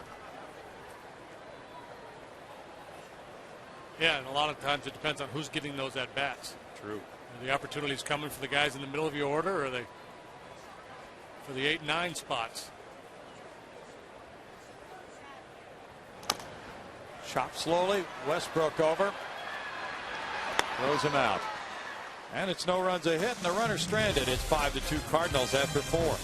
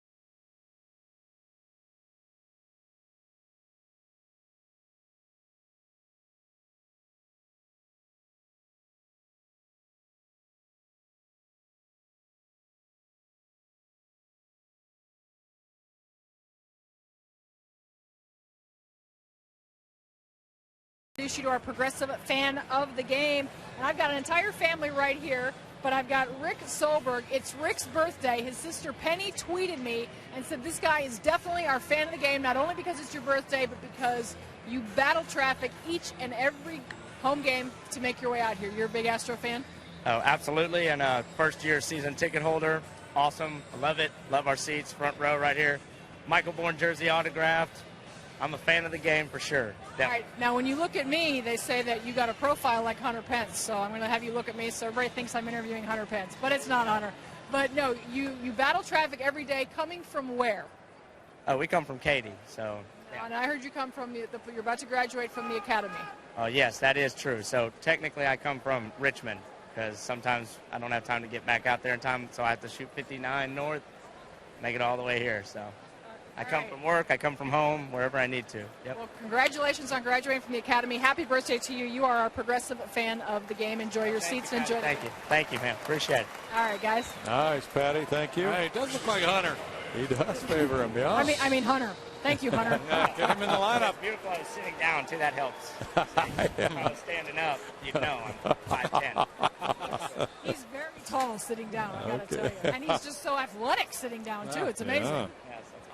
I got that kind of energy too, so I think that helps in the comparison. I'm all over the place at work, so same deal. I got to tell you, up close, he actually looks like Hunter Pence too. He's got the little ears working, the whole bit. Hey, you know, I saw a thing where there's a Pau Gasol lookalike in LA. He's getting like 10 grand to make appearances. Oh, nice. It could be his thing.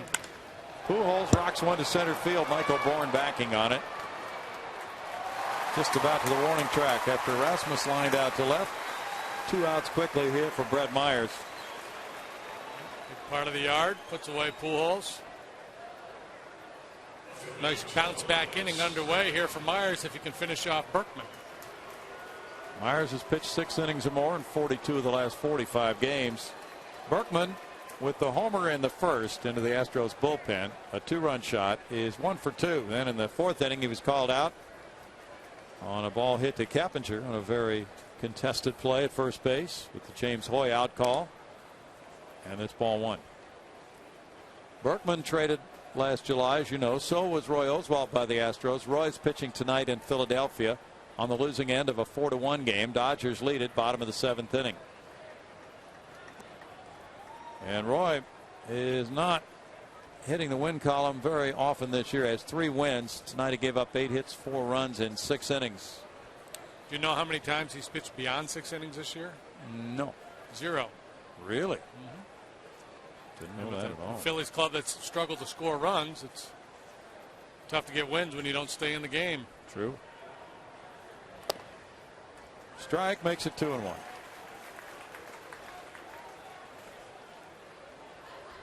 Phillies got a very good effort from Cliff Lee last night.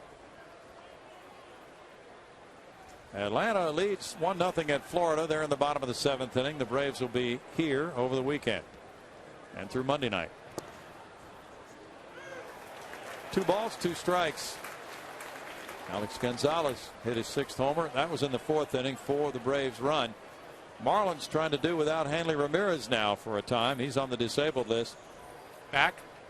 Yeah. Yeah, he's been bothering him for quite some time. Yeah, he tried to play with it, and it finally got him.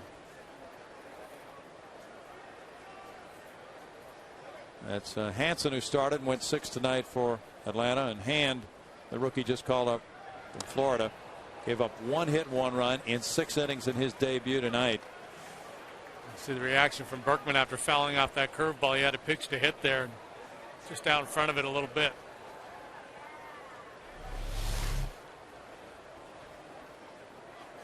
Breaking ball stayed up in the zone for him. Yeah, on the bat. Fly ball out to center. Michael Bourne comes in for the 3rd out.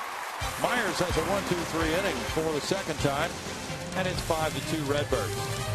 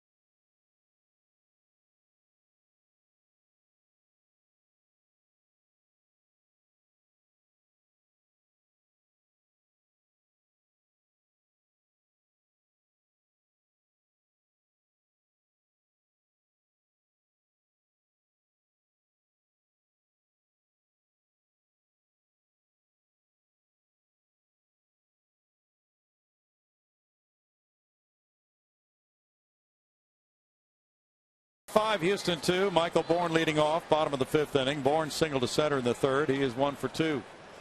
Barmas and Pence to follow Michael against Jake Westbrook here in the Astro 5th. And that is ball 1 upstairs. It's Detroit 4, Texas nothing. They've played 4 in Arlington. Rick Porcello doing the work for the Tigers, who've gotten hot finally for Jim Leyland, and they are now cutting into that lead in the AL Central. Cleveland's lead down to a 1.5 games. Out to Colby Rasmussen, center. 1 out for Westbrook.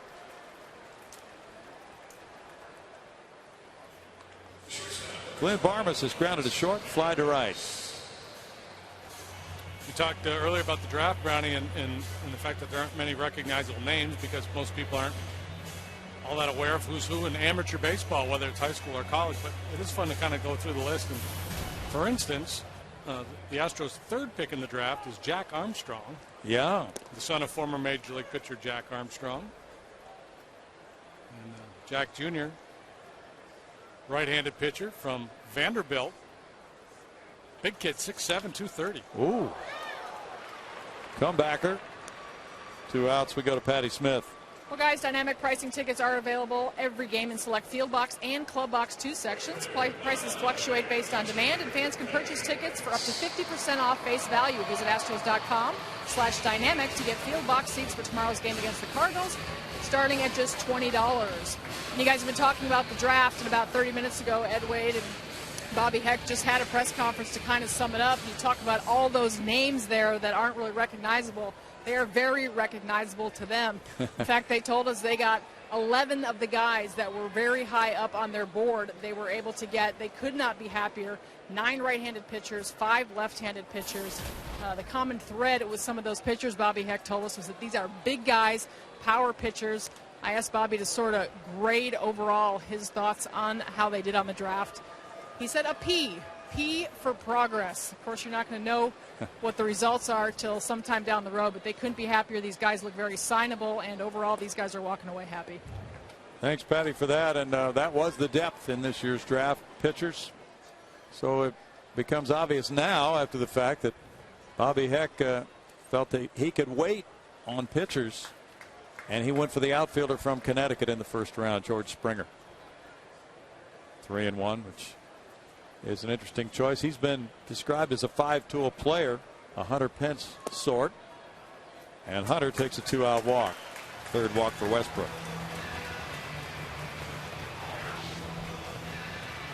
12 pitchers so far, and 6 outfielders, 6 infielders, 1 catcher, and through 25 rounds. Another day to come tomorrow.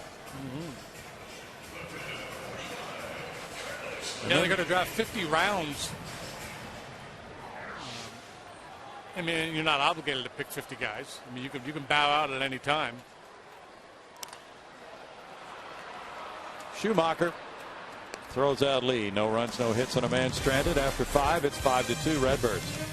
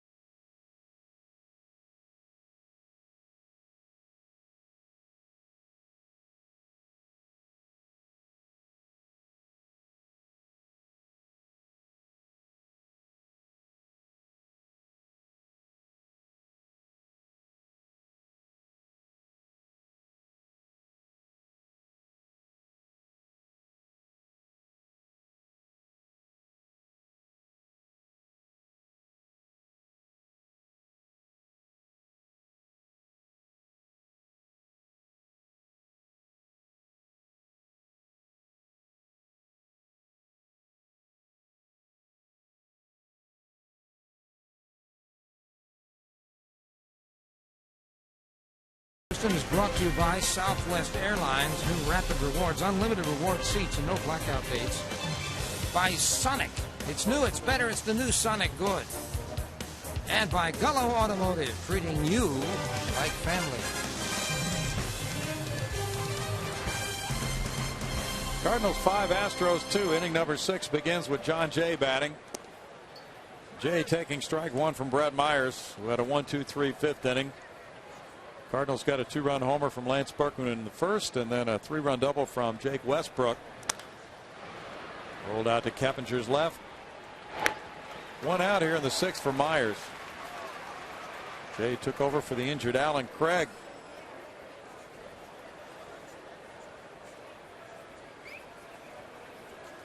Jay's retired, and now it's Molina. Molina reached on an infield hit and wound up scoring. He is 1 for 2.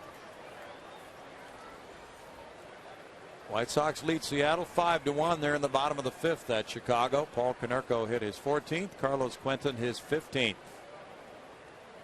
King Felix getting roughed up for Seattle. Felix Hernandez. There's strike one.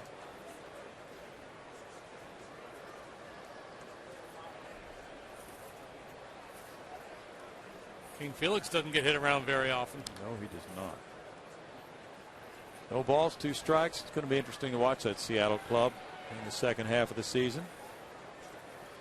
Mariners currently 2 games above 500. They're 2.5 behind first place Texas in the AL West. And they've been putting things together pretty well the last few weeks.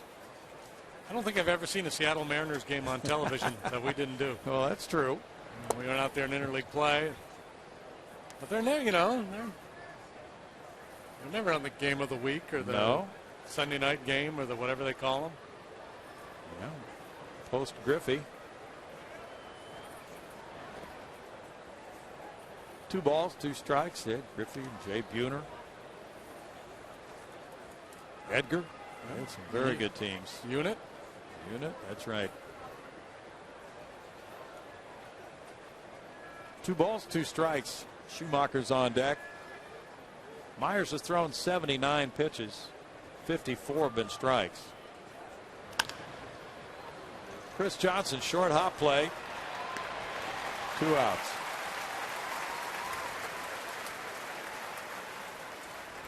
Schumacher, single to right and single to left. Tony La Russa's club leads the league in on-base average and slugging percentage. Also hits and total bases. And now with Pujols really hitting well. They're doing well without their slugging left fielder, Matt Holliday.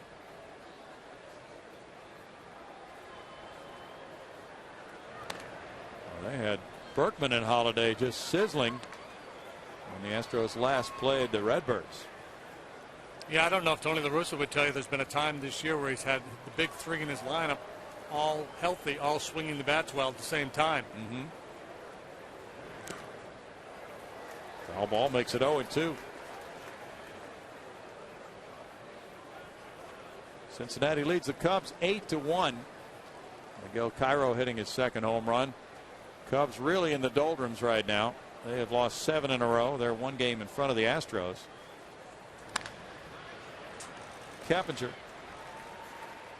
over to Wallace, and that's another 1-2-3 inning for Myers. He's retired 7 in a row. The Cardinals lead it 5-2.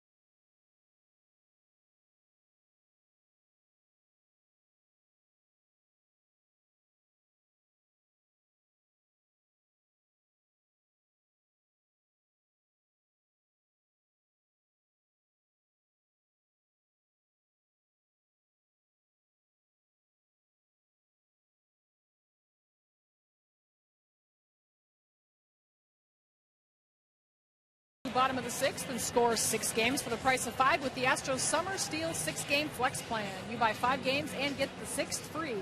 Plans are available in multiple seating sections and start at just $35. Buy yours tonight at Astros.com. Bill? Thanks, Patty. That is an excellent plan to check out. It's 5-2 Cardinals. Jeff Keppinger taps it foul. There's strike one. Home sixth inning underway with Keppinger 0 for 2. He'll be followed by Wallace and Johnson as the Astros try to rough up Jake Westbrook. That's a liner into right. Well hit ball for Keppinger. Another one of those off-field hits that the Astros lead the league in. Good solid approach, keeps the hands in. Punches that sinker to right field. That's opposite field hit number 201 for the Astros this year. Fred Wallace singled up the middle past Schumacher, and then he walked. Brandon Lyon had another rehab appearance today in Midland for Corpus Christi. Had a good inning, throwing only 10 pitches. So he's headed back for Houston to be arriving tomorrow, we understand, to be evaluated and perhaps to return to the Astros roster very soon.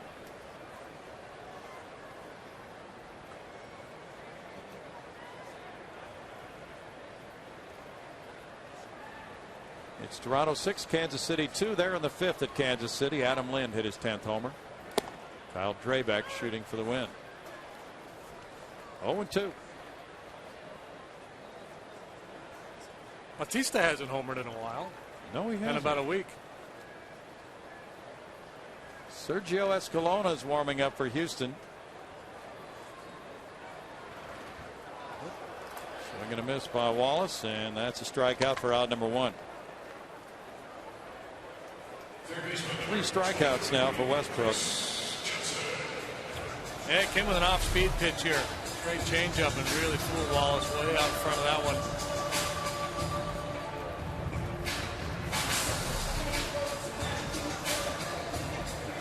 Chris Johnson is struck out and lined to second. So there was an article in the Sporting News, and they polled 21 Major League executives, Major League Baseball executives, as to who the best players in baseball were. They came out with a top 50 list. Did you see this? Yes. Yeah. Pujols was number 1. Can't argue with that, even though he's having, or was having a down year. But they had Jose Batista ranked like 23rd or 21st. Ooh. He's top 3. This was executives voting on this? Yeah. Yeah, he's very high right now. Sharp single through the left side between third and short. Johnson advancing Keppinger to second. And the Astros get Toles to the plate with 2 on and 1 out. I imagine the American League executives in that pool had him ranked very high, and the National League guys, remembering the player they saw in Pittsburgh, said, nah, yeah, not so much. Probably right. The current guy is something else. Astros with a chance here now. Bottom of the 6th. Got a couple men aboard. They have 8 hits. Looking out at the Cardinal bullpen, they are warming up a right-hander right now. It's a night of doubles for Toles. Hit into a double play first time up, and then a double last time up. Jason Mott is warming up. Toles looking at strike 1 with Matt Downs on deck for the Astros. And Westbrook is due up second in the 7th inning, so La Russa undoubtedly would like to have him get through the 6th before removing him. Rollover foul 0-2. Do you have any of the other top-ranked players from that poll? I looked at the article today at the house. Okay. Votto, I think, was 3 or 4. Tulowitzki was number 2. Josh Hamilton was number 10. I would have had him higher.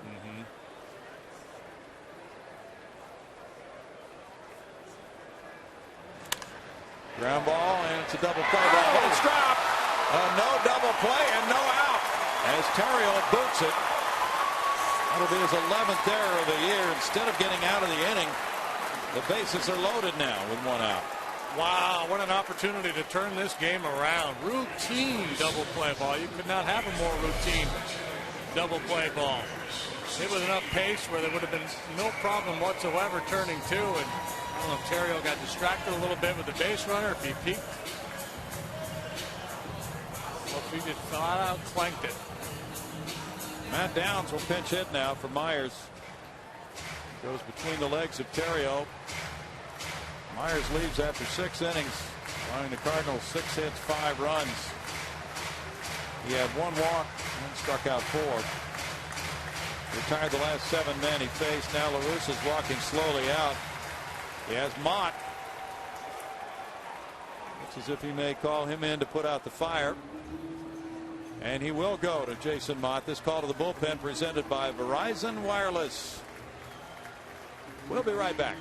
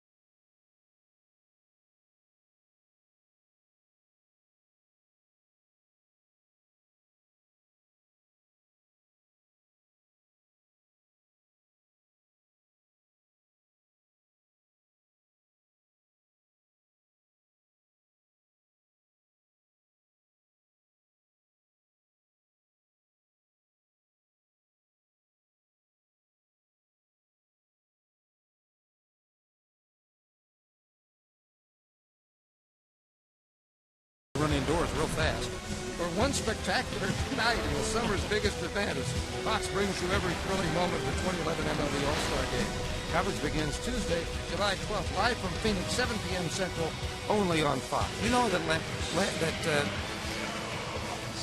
Pence is going to be on there, and it's not going to be a charity case. He is going to be a good, strong selection. Oh, he definitely is playing all-star caliber baseball today, or this season rather. Now Jason Mott comes in. He's 2-1 with a 2.19 ERA. Bases loaded. He'll be facing Matt Downs, pinch hitting for Brett Myers. First time these two have squared off in a major league game. Interesting move here by Tony La Russa. He took Westbrook out of the game. An extreme ground ball pitcher who could get that inning-ending double play for you.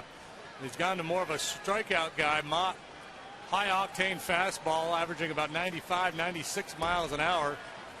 And he's got a cutter and a curveball and a change, but typically you're going to see hard stuff, and Downs likes to hit that fastball. He takes that one for strike 1. 97 miles an hour. Downs has done a very nice job. 2 for 3 with a walk in his last 4 pinch hit appearances. And in key situations, he's come through as a pinch hitter this year. That's a strike, and that means it's 0-2. Cappinger's the runner at third base. It's Chris Johnson on at second. J.R. Tolles is at first with Michael Bourne on deck.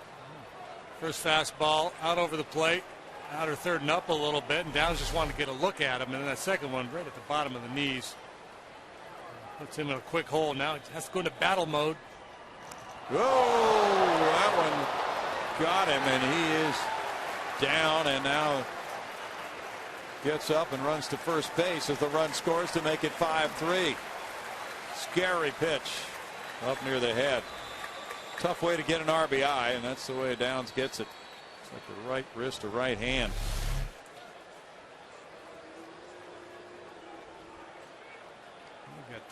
Looked like he got the top hand.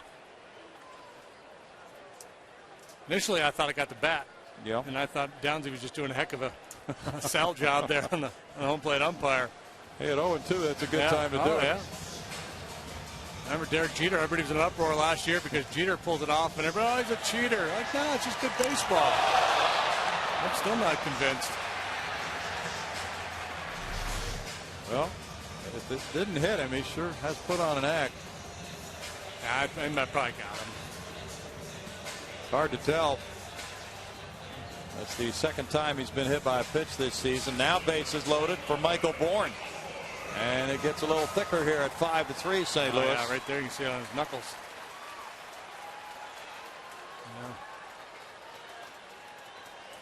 I think he got him. Descalzo's even with the bag. Off the line at third for Michael Bourne. Fouls it back for strike one. Cardinals a little loose here. The big error by Terrio, and then Mott on 0-2 has that fastball get away from him. Downs the runner at first. Michael Bourne is hitting .326 with runners in scoring position. Just one out, Browning. Right. Tough man to double. This one sails by, but whoa, hold on. Put on the brakes and get back to third base. And get back to second base. J.R. told us was about 3/4 of the way to third. Chris Johnson started that mad dash and then realized that the Karam was taking it back to Molina. Yeah, right on his heels was J.R. Yeah.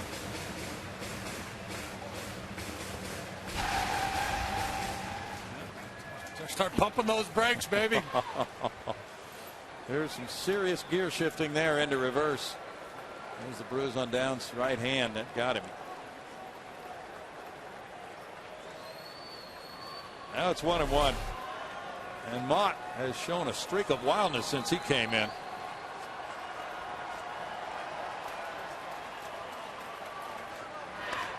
Foul back by Michael. Yeah, you know, I think part of the reason why Tony made the move was just wondering about the pitcher's frame of mind after that error by Terrio.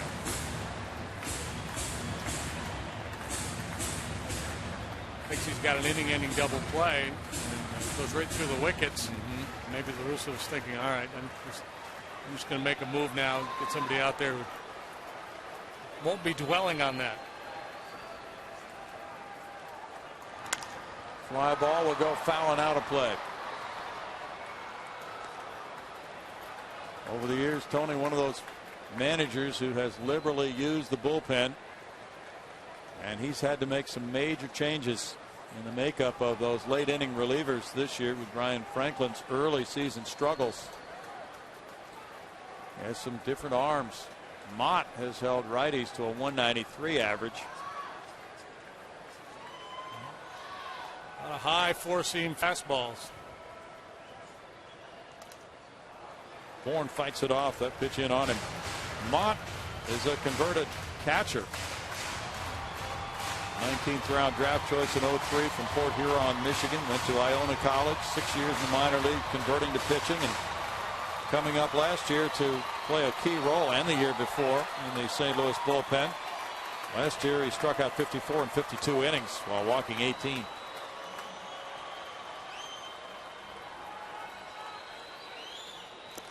And he gets a foul tip strikeout here on Bourne for out number 2. That high rider.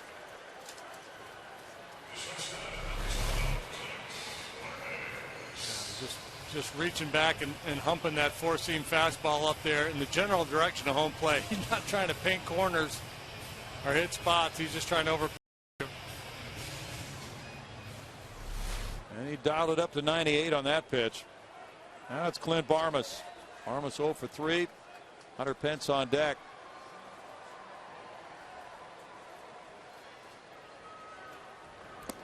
He gets the slider, and it is ball one outside. Mott has pitched twice against the Astros, 1 1/3 innings, 1 hit, no runs this year. Came in with the bases loaded here in Houston on April 28th. Gave up an RBI single to Sanchez, but the Cardinals had a big lead at the time. It's 1-1.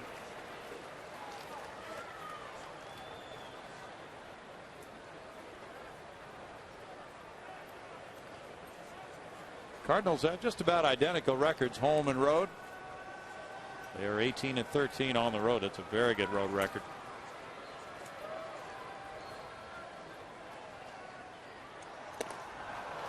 It's 1-2. And that one registered a 97. Little late getting it started, boy. You got to be quick to get to this heater.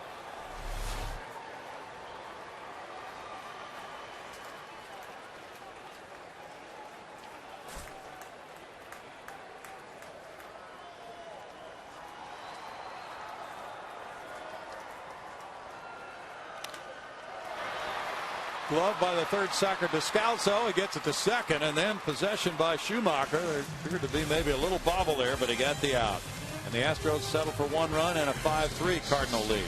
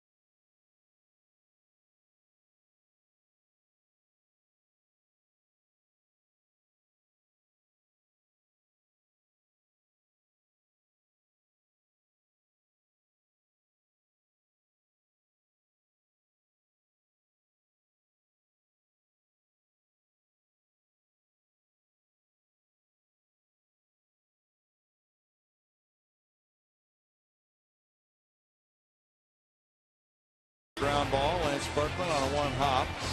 Jeff Keppinger, a little problem with the release, got it over to Brett Wallace and got the out call, much to the dismay of Lance Berkman. Called by James Hoy. Nice play by Keppinger, but we took a couple looks at it. Looked like Lance was safe, but hey, sometimes you get them, sometimes you don't. Sometimes you're the windshield, sometimes you're the bug. Sergio Escalona comes out of the bullpen for Houston. He's pitcher number 2 tonight for Brad Mills.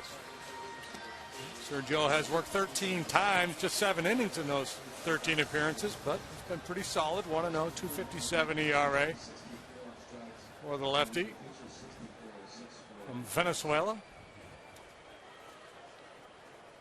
Descalso will lead it off. Tyler Green is on deck to pinch hit for the pitcher, Mott. Descalso struck out in the second. He walked and scored in the fourth through that intentional walk, and that one backfired on the Astros when Westbrook delivered a 3-run double. And there's strike one for Escalona. Escalona now appearing for the 7th time in the Astros' last 10 games. Anario Del Rosario is warming up at the moment. That's a swing, and it's called by the home plate umpire, Bill Miller. 1-1 to Descalso. Cleveland beat Minnesota in Cleveland 1-0.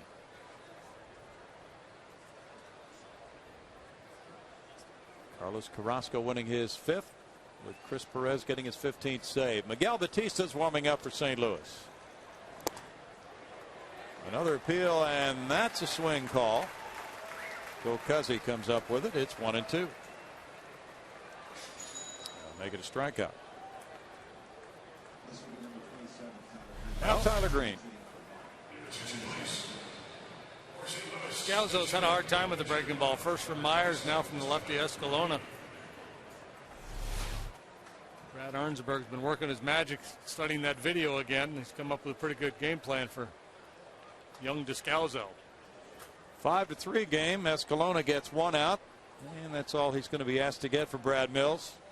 Del Rosario's been warming up. Green's been announced as the pinch hitter. We'll be back with the score 5-3 St. Louis.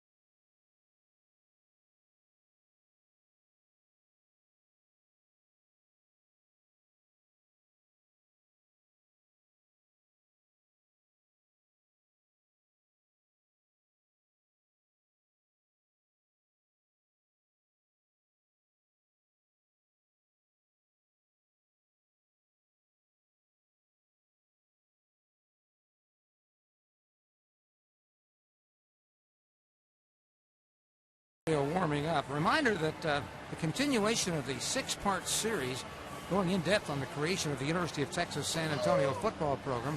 Head coach Larry Coker has been brought on board to get the Roadrunners football program up and ready for the fall. We got special behind-the-scenes look at just what it takes to start an NCAA football program from scratch. UTSA football, birth of a program, continues tonight, 11 p.m. on Fox Sports Houston. Thank you, Greg. Now here is Anario Del Rosario. In 25 games, his ERA has been coming down. It's at 3.33. Last time out, he did hit a little bump as he gave up 2 earned runs in 1 2/3 innings. I will forgive him that bad one. Well, he had 13 straight without giving up an earned run. Tyler Green's the pinch hitter. There's strike 1 for Del Rosario. Jake Westbrook in 5 1/3 innings allowed the Astros 8 hits, 3 runs, walking 3, fanning 3. Slider is tap foul on an attempted check swing. 0-2. Jason Mott went 2/3 of an inning, allowing no hits, no runs. Hit a batter and had a strikeout. Terrio's on deck.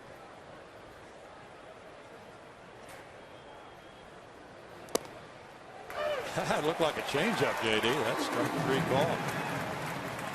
Yeah, I think he just took a little something off of his slider, got on top of it a little bit more and softened it up. We've seen too much of this from him, haven't we? And just curled it on that outside corner. Well, he likes to throw his sinker. Okay. That's his primary pitch, but the complementary pitch is the slider moving away. It did look like a slower slider. Yep, there it is. Now there's strike 1 to Terrio. His 19-game hitting streak on the line. He's 0 for 3. But this has been fairly typical in the sense of the way he's attacking the hitter aggressively, throwing a lot of strikes. And he likes to get after it. And not nibbling, counting on that good movement to move the ball away from the barrel. Well, he certainly has been a big part of the bullpen's improvement here in the last 3 weeks.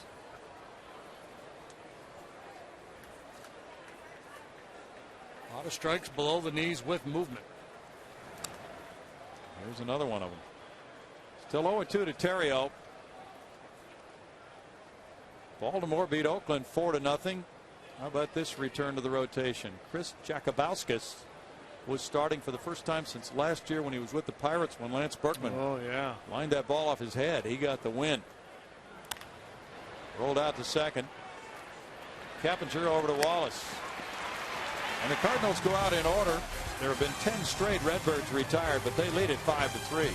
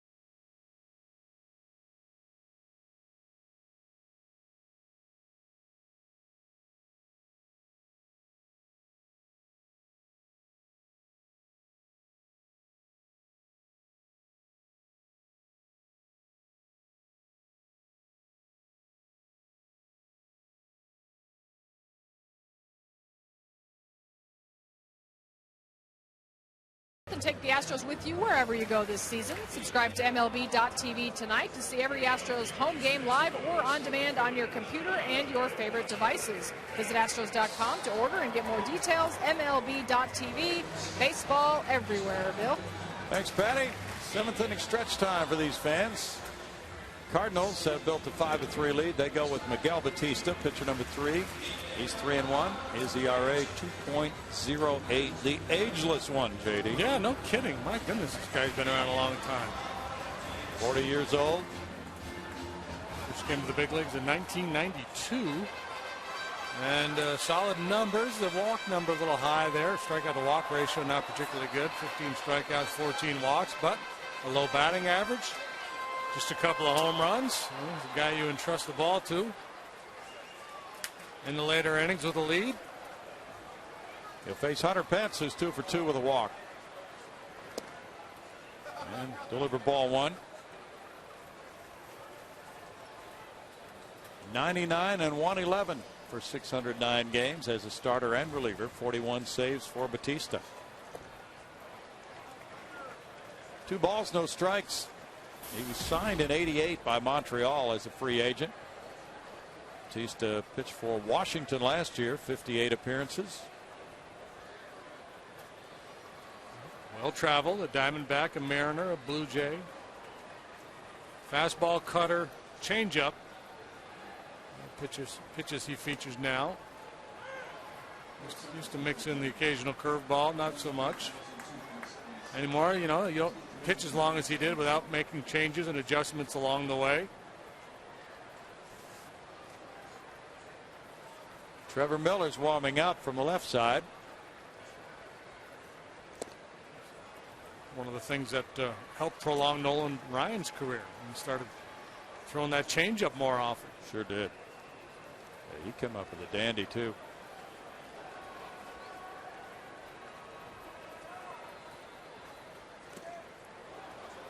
Good looking fastball there. Makes it 3-2 for Batista.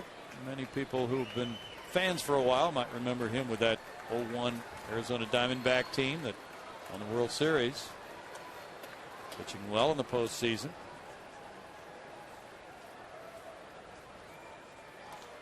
Foul back. Drops that arm angle a little bit. He's been tough on right-handed hitters this year. They're hitting just 191 against him. He's kind of a renaissance man, isn't he? Didn't he? Yes. Write poetry. And right. Yep. Forms music. Fly ball in the infield. Pujols comes over. That's 1 out for Batista. Carlos Lee will follow. He had a 2-run homer in the first. He's walked and grounded out as well. Batista has worked a couple of times this year against the Astros. Has not allowed an earned run. Jeff Keppinger's on deck.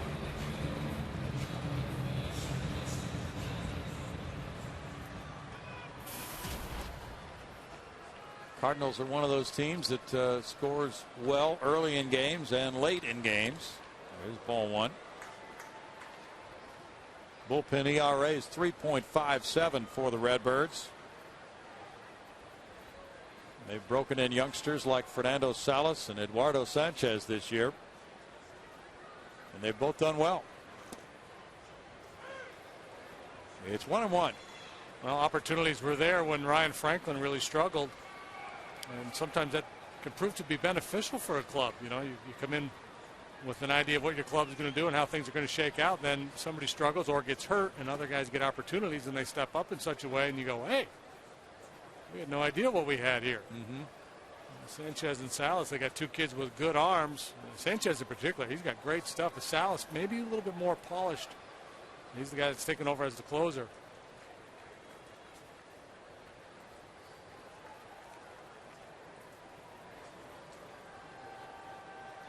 Batista, one of those guys who can be used in a variety of roles.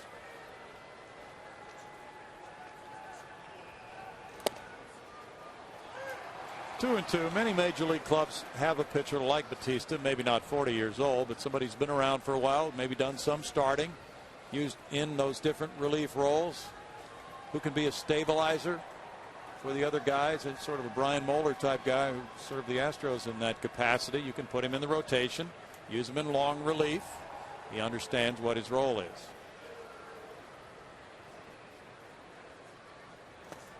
Upstairs, and it's 3-2. Ben working him away. Now this fastball got away, sailed up and in on El Caballo. Carlos 3 out of 17 in his career against Batista.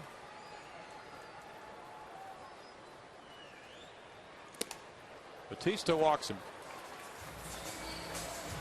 Fourth walk for Cardinal pitchers. Keppinger follows.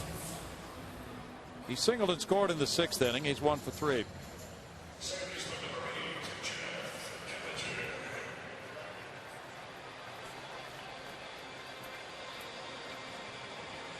Brett Wallace is on deck. That's probably why Trevor Miller's warming up. Cardinals have a couple of lefties. Brian Talent is the other.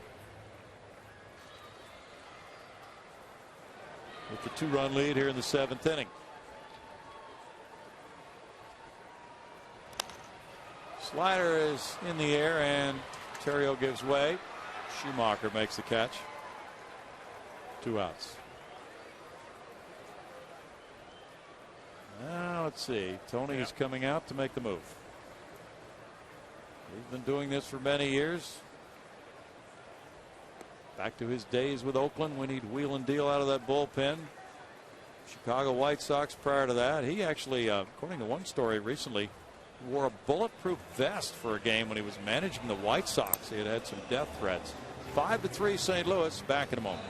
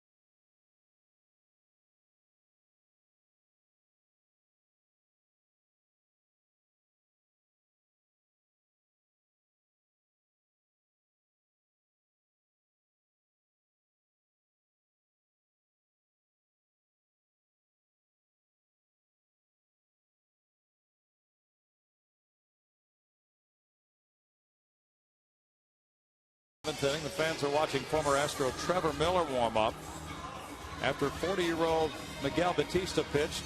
Here's a pitcher who just turned 38 coming in, JD. Yeah, well, you get that lefty specialist role. You can last a good long while.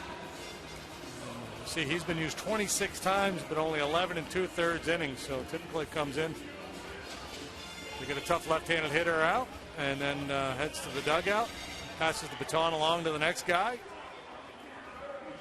Good work if you can get it. If you're going to keep that job, you've got to be successful a very high percentage of the time. In his career, left-handed hitters have hit .221 against Trevor. Eduardo Sanchez warming up, but Brett Wallace this season has faced Trevor twice. He got a hit off him the first time here at Houston, and he walked the second time. Both of those at-bats were in a late April series here. And the throw goes over. Trevor leads all Major League left-handers in appearances the last 8 years. Eduardo Sanchez warming up. But then how many lefty relievers have been pitching for the last 8 years? Probably just a handful. He's been piling up those appearances. Darren Oliver. Yeah, he's one. The classic loogie. Lefty only one out guy. Yes. That's right. Trevor, second round pick by the Tigers in '91. He's from Louisville.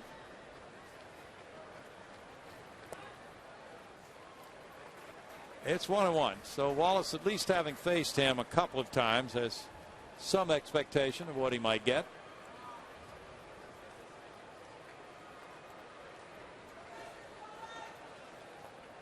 Going to get that low 3/4 arm angle, a little bit of a crossfire delivery. He's going to throw a lot of sweeping sliders. That one's taken for a ball, and it's 2-1.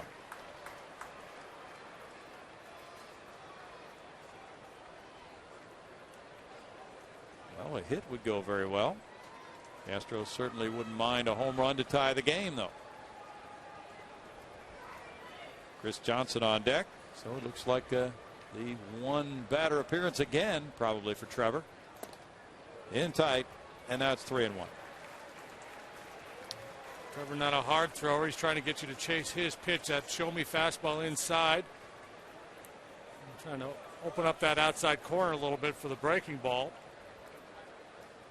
Trevor, in 3 appearances against the Astros, has not retired a batter. Fastball away. Bounce slowly. Pujols there for the short hop play. Takes it to first to end the 7th inning. No runs, no hits, and a man stranded. 5-3 Cardinals.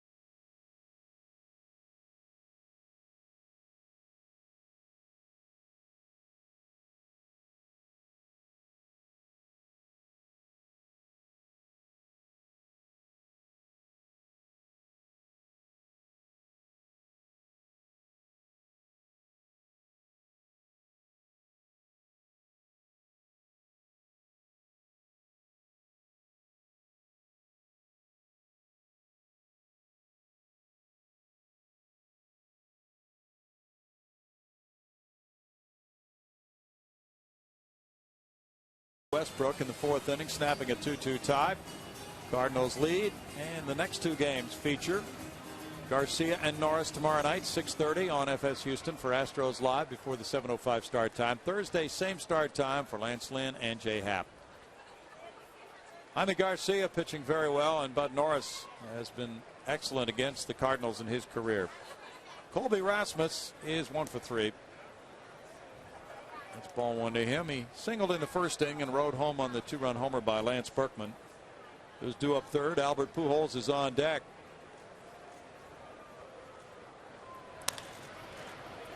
Wallace backhands. Tosses to Del Rosario. There's 1 out. Another ground ball out for an Ario. It's Albert Pujols now, 0 for 3 in this game.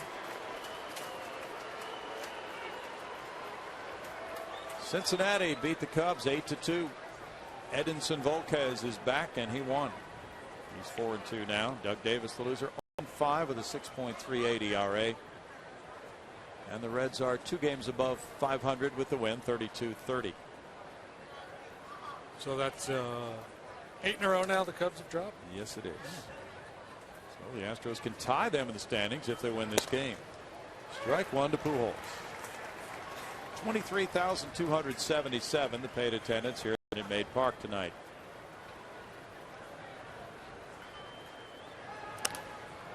Foul back. No balls, 2 strikes. Atlanta beat Florida 1-0 at Florida. Braves 1-0. Indians 1-0. Both finals. Tommy Hanson won that one, his 7th win. Greg Kimbrell got his 18th save. Brewers lead the Mets 1-0 in the 7th. I bet there's been more 1-0 games in the last 2 seasons than there were in the previous 5 or 6. Yeah. Remarkable. Don't look it up. I'm probably wrong. A statement made simply for effect. Just notice when we were in San Diego over the weekend, they had played 4 1-0 games.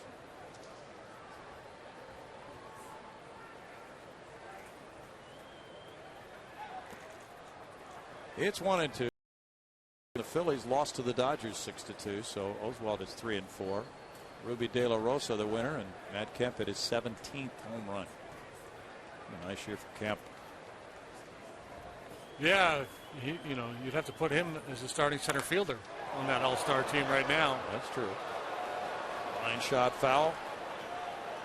Too hot to handle down there in those stands.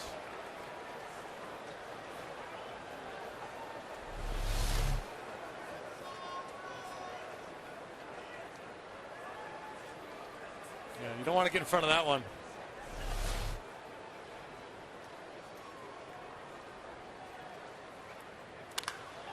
High drive. Pujols has hit a no-doubter. Wow. It finally comes down on the field. It almost got up on top of those railroad tracks as he has belted number 14. Just like that, Pujols finds himself among the league leaders in home runs. It's 4 games in a row in which he's gone deep.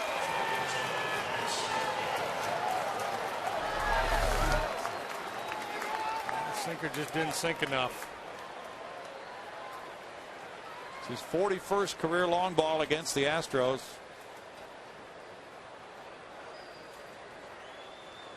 And it is 6-3.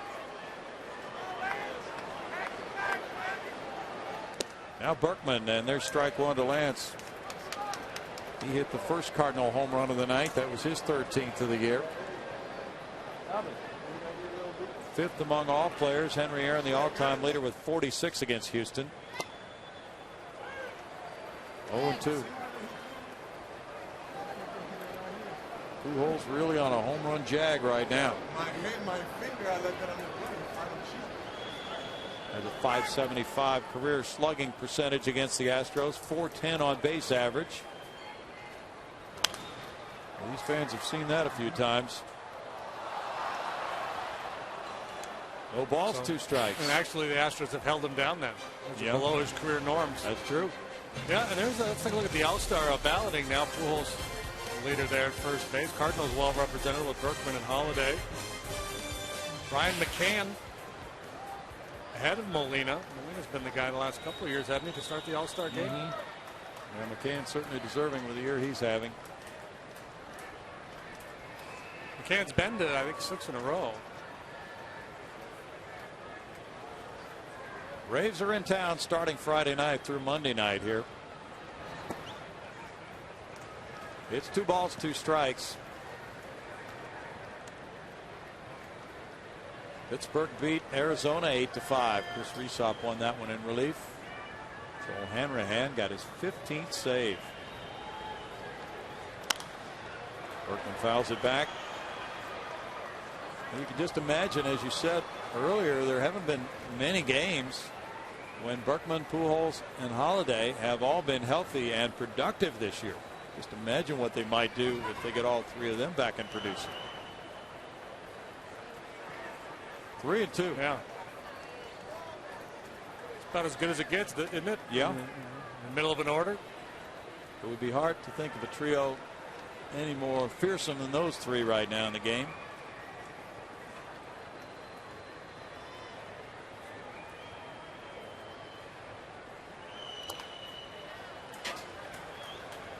Still 3-2, and Lance Berkman was doing some interviews in the Cardinal clubhouse before the game tonight.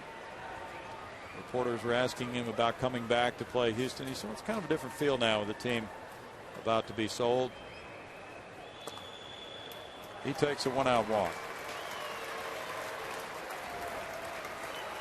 See what's going on. Matt Kemp with 14 runs batted in last week. McCutchen 11 for 22. The Tigers' Bosch has really heated up. Yeah, he had a big day yesterday. Tyler Colvin, he was called up when we were in Chicago. That hasn't worked out too well. He's scuffling. Yeah, they've been pitching well, but the A's have not been scoring runs. They're in last place in their division. John Jay is 0 for 2. Entering the game for the injured Alan Craig. Didn't realize that in the, I believe it was the Saturday game with the Cubs and Cardinals, JD, when Pujols hit the game-winning homer in the 12th. Tony La Russa had used all of his position players at that time. So the Cubs could have walked a couple guys. Line drive left field. Carlos Lee over with the running catch. Gets it back into Barmas. 2 outs. And he could have forced the hand of La Russa by putting on Pujols and whoever was hitting behind him, because then the pitcher spot was 2 up at that point. 2 outs. Well, of course, Pujols wound up getting a pitch to hit and winning the game. And Mike Quades had to live with a lot of those questions. Yadier Molina 1 for 3. Well, 2 outs, nobody on, or, you know. And then in the other game, I think he was leading off an inning. Mm-hmm. Yeah. You're not going to walk him leading off an inning. And No. 2 outs, nobody on. It's not a situation you're likely to walk him. Fly ball. Hunter Pence over near the right field line. Running out of room, but he snags it. And in the 8th inning, the Pujols homer, his 14th, puts the Cardinals up by 3 again, 6-3.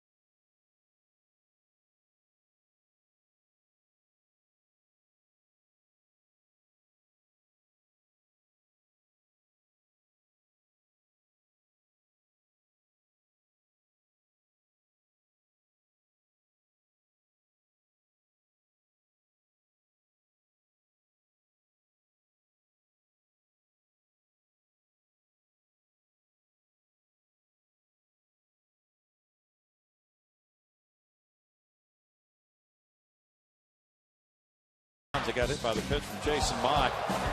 Got an RBI the painful way, as that one came with the bases loaded, scoring Jeff Keppinger. Downs leads the club in pinch RBIs. That's his 5th. That one's going to hurt for a while. Yeah, tough way to get an RBI. Dangerous pitch, chin high. Another guy that can deliver the mail, this young right-hander, Eduardo Sanchez, a very hard throw. He's got 31 strikeouts in 25 2/3 innings. He's allowed just 14 hits. That's a 167 batting average. One long one. And those numbers there represent the entirety of his major league career. He's a rookie. He'll face Chris Johnson to lead it off here in the home 8th. Fernando Rodriguez is warming up for Houston. Johnson is 1 for 3. He singled to left in the 6th inning. Trevor Miller retired Brad Wallace, the only man he faced. On a ground out, Miguel Batista 2/3 of an inning, no hits, no runs, 1 walk, no strikeouts. Cardinal bullpen has pitched hitless relief, although hitting a batter along the way. And there's one up and in for ball 1. Wow. Sanchez, 22 years old.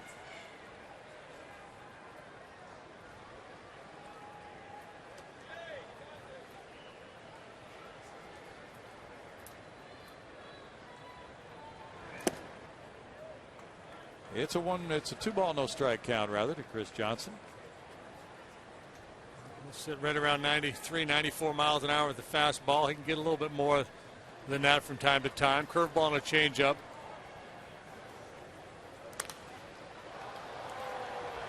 Two and one.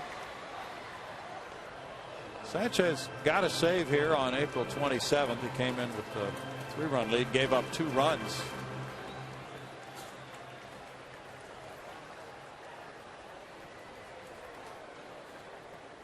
Then he had a hitless inning, closing out a 5-1 win in St. Louis. No save there.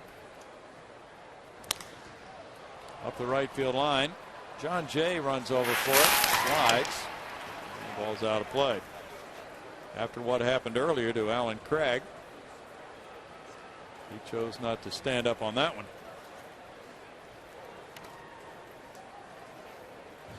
Looks like he's looking into the Cardinals dugout like, smart play. We're running out of weapons here. We can't afford to lose any more outfielders. The way they're dropping. Got to take care of things. Just past the 1/3 mark into the season now. The Cardinals are playing game number 62 tonight. 3 balls, 2 strikes now to Chris Johnson.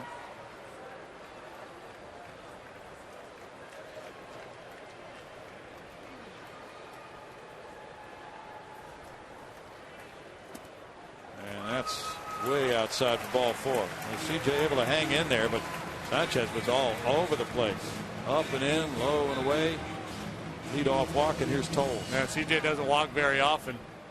And Sanchez made it fairly easy for him to draw that free one. So 8. Yeah, patience really an important attribute here against this guy. Yes. J.R. Toll's double to right center. He's 1 for 3. Jason Michaels comes out to the on-deck circle with the pitcher spot due up next.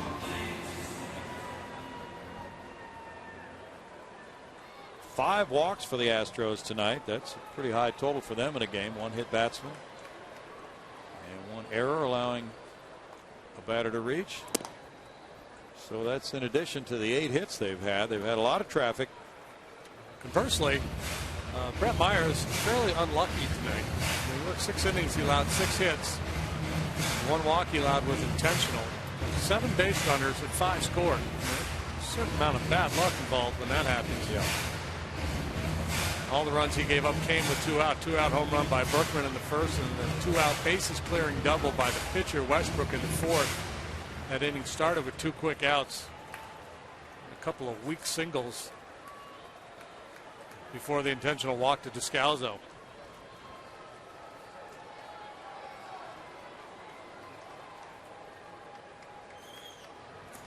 Way outside, and that one got by Molina. 2-0. This guy's no day at the beach to catch.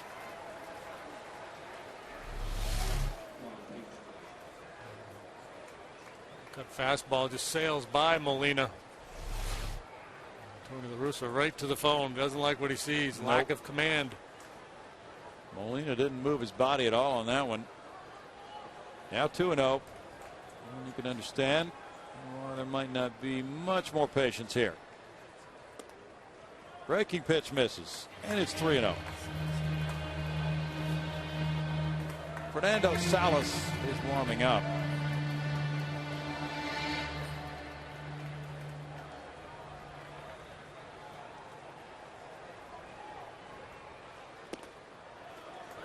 Three balls and a strike to J.R. Tolles. J.R.'s walked 10 times.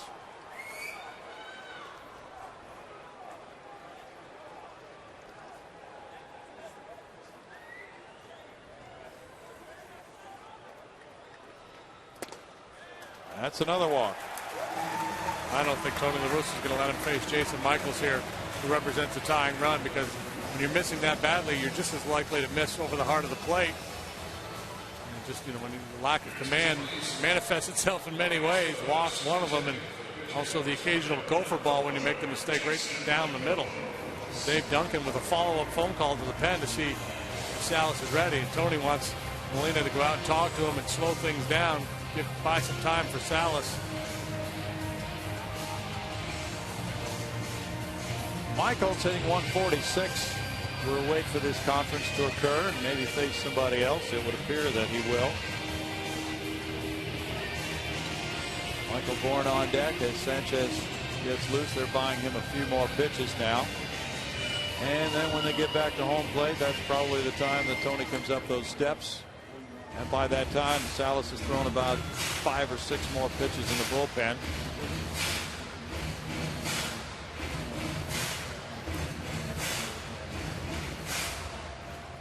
No, stay with him.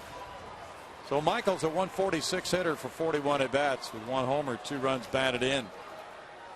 221 in his career pinch hitting, 0 for 12 this season.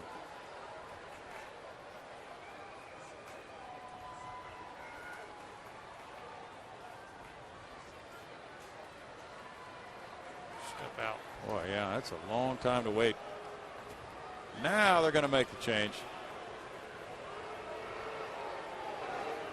Is that a sign for him to delay that long on the mound? You'd think they would have made the move by now, but they just bought Salas a few more pitches. Yeah. Probably had told Molina to have him hold the ball. That's pretty cagey.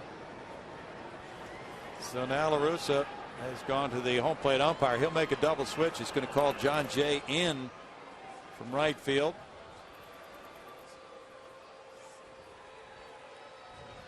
And we've got Terrio running in, or Schumacher rather. We'll figure it all out in a moment. It's 6-3 St. Louis.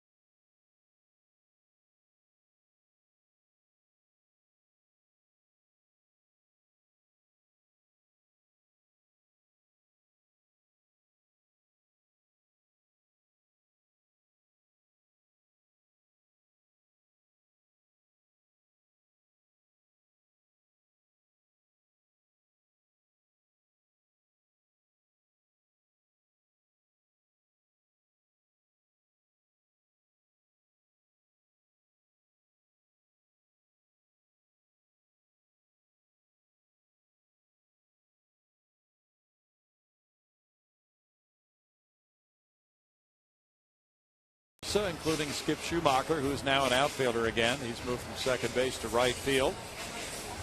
John Jay coming in. Matt Carpenter takes over at third base. Daniel Descalzo has moved from third base to second base. And the new pitcher is Fernando Salas. He's 3-0 with 10 saves and 11 opportunities. 1.69 ERA for Salas. He has exhibited much better command than Sanchez. Just the 7 walks in 26 2/3 innings. He has yet to allow a home run. League backs 198 against them. Looks like he's going to be asked to get 6 outs here tonight. First pitch, a breaking ball. It's ball 1 to J. Mike.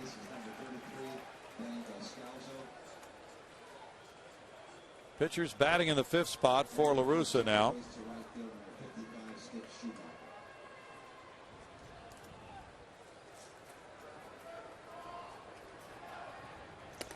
Upstairs, and it's 2-0 after 2 straight walks.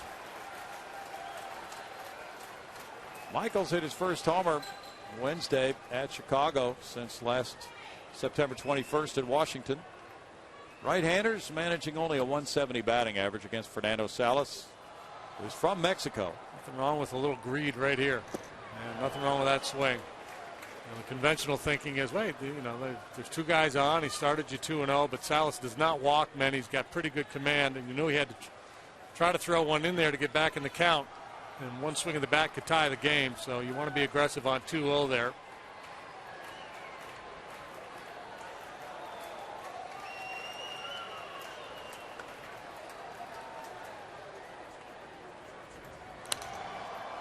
Fouled away, 2-2. Johnson at second, Tolles at first, nobody out.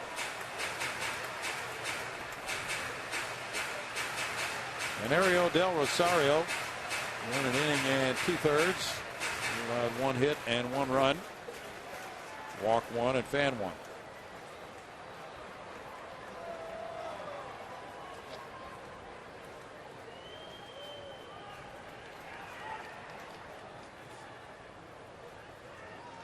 Red Sox beat the Yankees at Yankee Stadium 6-4. Brad Mills hoping Jason Michaels could keep this inning going for him. With Michael Bourne on deck. John Lester going to 8-2 with that Red Sox win. Check swing roller goes foul, and it's still 2-2. Jonathan Papelbon got his 12th save. He had appealed that 4-game suspension. Freddie Garcia lost it for the Yankees. Ellsbury and Ortiz went deep for the Red Sox. That's Big Papa's 14th of the year. What did Papelbon get suspended for? He bumped an umpire.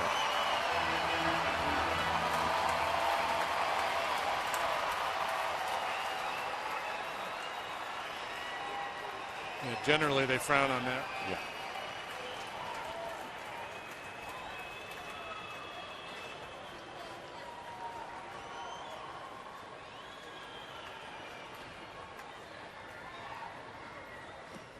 In the dirt, kicks away, but not far enough to allow for any advance, and it's a full count now.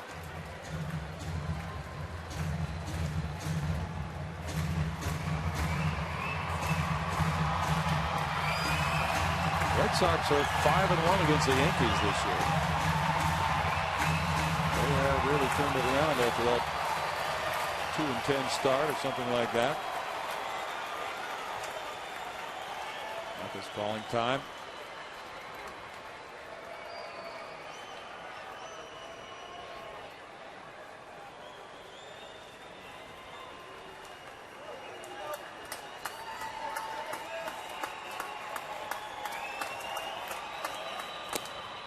They walked him. Bases are loaded on 3 walks. Well, Michaels battles and reaches. Now it's Michael Bourne. Not the most exciting play in baseball, the walk, but sure proved effective. The Cardinals with a fairly comfortable lead, and all of a sudden it's gotten very uncomfortable in the Cardinal dugout. And Brad Mills must be feeling pretty optimistic about his chances here. Bases loaded on walks, nobody out. Now the lineup turns over. Bourne is 1 for 4. Third baseman in close. And strike 1. Nice let up here by Salas. Straight changeup with a little fade.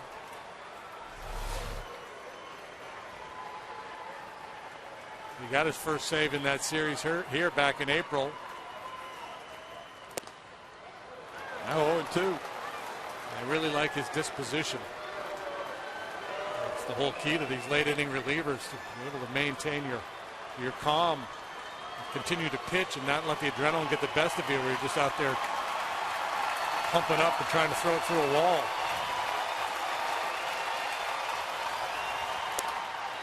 Struck him out. 1 out, and now it's Barmas. Tough night for Michael. A couple of big strikeouts his last 2 at bats, and Salas really worked him well, going soft early to slow the bat down, and then coming back with that high heater. Bases loaded, 1 out. In the 6th, Michael struck out. Bases loaded, nobody out here in the 8th. Same result. Barmas 0 for 4. The Astros have not come through except for that hit batsman with the bases loaded. Hunter Pence on deck. Strike 1 to Barmas. As JD mentioned, Salas got his first save here in a wild one, 11-7. The Cardinals won that one back on the 28th of April. And then he got another save against the Astros in a 4-2 Cardinal win in May in St. Louis. He's pitched 3 times, pitched scoreless ball each time against Houston.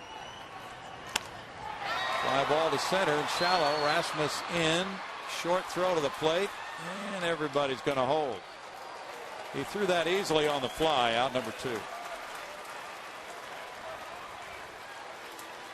Not one of the better breaking balls that Salas has thrown. A bit of a hanger, but off speed enough to catch Clint out on his front foot and induce that lazy fly ball. And no sense trying to do anything on the bases here. I just got away with that one.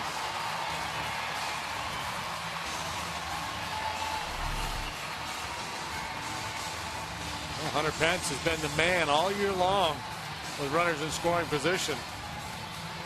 Better than 400. And he got an RBI single off Salas here back in late April. Almost went for the breaking pitch in the dirt, but it's ball 1 instead. Hunter 2 for 3 with a walk tonight. Carlos Lee's on deck.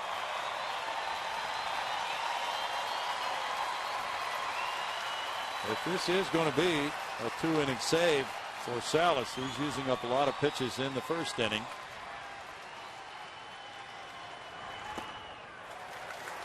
And not throwing a whole lot of strikes. And this is pretty rare for the modern closer. Typically they pitch 1 inning at a time and they start the inning fresh with nobody on base. This is kind of old school.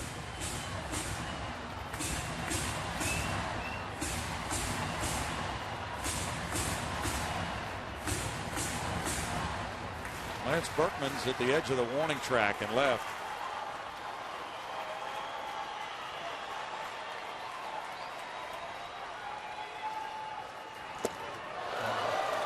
Pretty smart deployment.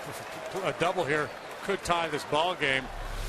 So he realizes that anything over his head to his right is going to be in the Crawford boxes or off the wall. So position yourself deep right towards the cutout, and you can track down a deep drive in the alley. I would have Rasmus cheat a little bit towards right center if I were the Cardinals.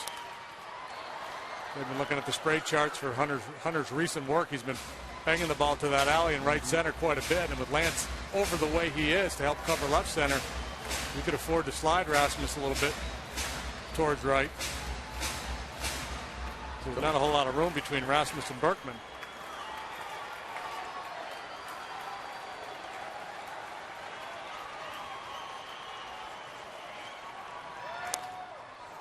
Fouled away.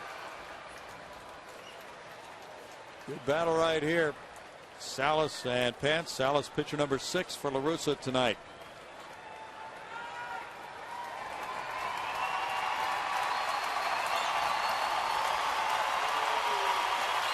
Salas pitched in 27 games last year for the Cardinals.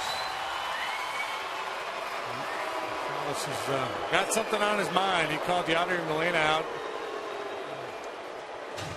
They're laughing about it. Pujols wants to make sure he gets his 2 cents in. Before you guys do anything silly here, let me tell you what I think.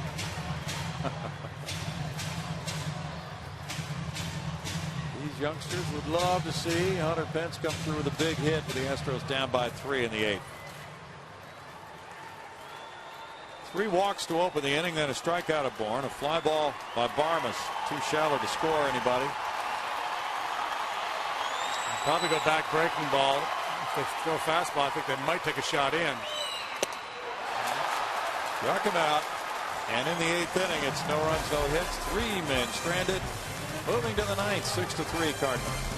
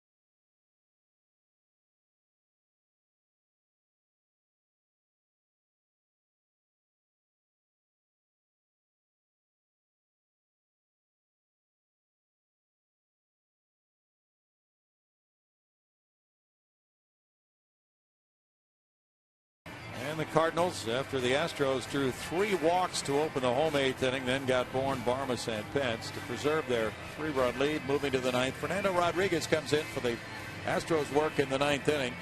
He'll be pitcher number 4 for Brad Mills with a 1-0 record and an ERA of 0 for his first 4 games with Houston. He got that first win, his first major league win in Chicago on the road trip. Came in, faced one man, got an out, got a W. He's pitched a couple times since then, and he's shown a nice lively arm. Fastball at 93, 94 miles an hour. Pretty good breaking pitch to go along with it. That was probably the ugliest inning of the year. It was. We just witnessed the Cardinals walk the bases loaded with a 3-run lead, which is just horrible baseball, and then the Astros don't do anything with it. True. 2 strikeouts on a shallow fly ball. That was unusual. You know, the Astros going to have to make room, it would appear, the next couple of days for Brandon Lyon, who has made his 2 rehab relief appearances in the minor leagues. And somebody's going to have to go, and that somebody probably will not be Fernando Rodriguez. You saw the numbers on him. He's looked poised. He's had a good, lively fastball. I would think he would be staying right here, JD. Yeah, I don't know. I don't know who the I don't know what the thinking is, to tell you the truth. I haven't talked to Brad Mills about it.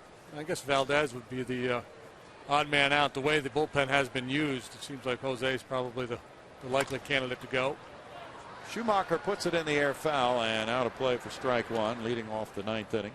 Schumacher started the game at second base, but now he's the right fielder. One of 3 right fielders employed by Tony La Russa for this game tonight. And it's no balls, 2 strikes to Schumacher. Well, it helps to have versatile players. Get into that string of games without days off. Extra inning ball games. Michael Bourne is out in center field. 1 out in the 9th inning. And Fernando Rodriguez returns 27 here on the 18th of this month. He's drafted by the Angels in the 18th round of 03. Pitched last year AAA Salt Lake City. Had 1 major league appearance for the Angels in 09. He's from El Paso. Went to El Paso Community College, but he might get a pretty good shot with the Astros this year. Pretty good acquisition for them as a AAA free agent last November. J.R. Tolles is down on the foul ball. Rex Jones out, the assistant athletic trainer of the Astros.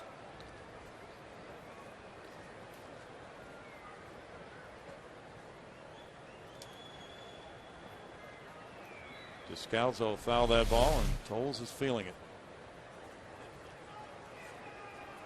Ricocheted around.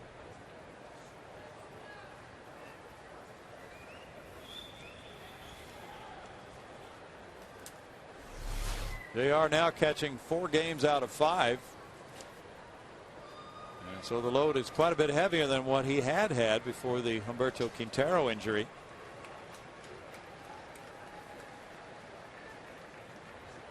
Quintero with a high ankle sprain from that collision at the plate with Ryan Roberts of Arizona, not really responding that well.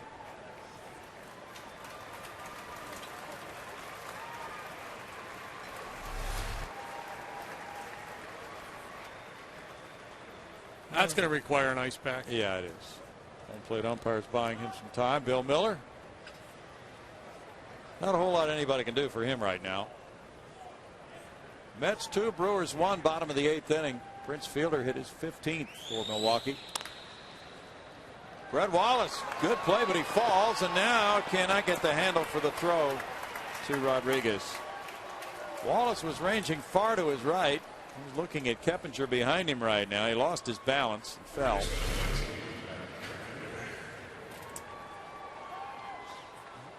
Showing good range, but feet going out from underneath him, and then he couldn't get the handle.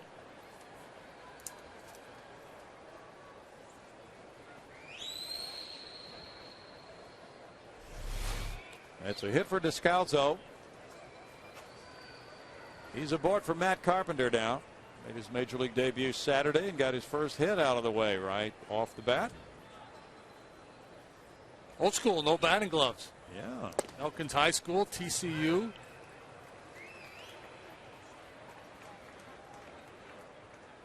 was a big Lance Berkman fan as a kid. Had an autographed jersey of Lance in his room, hanging in his room at home.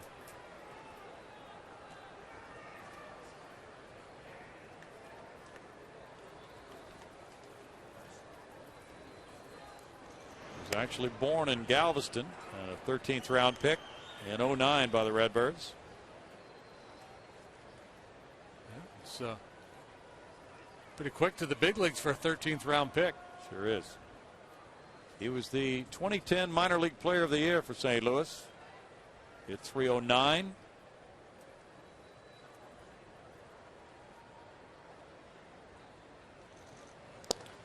Pretty keen eye throughout his minor league time. He's drawn a lot of walks.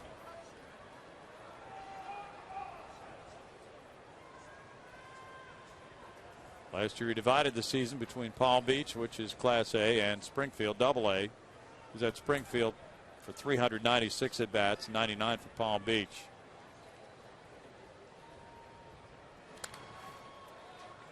One ball, two strikes. TCU program's been a good one.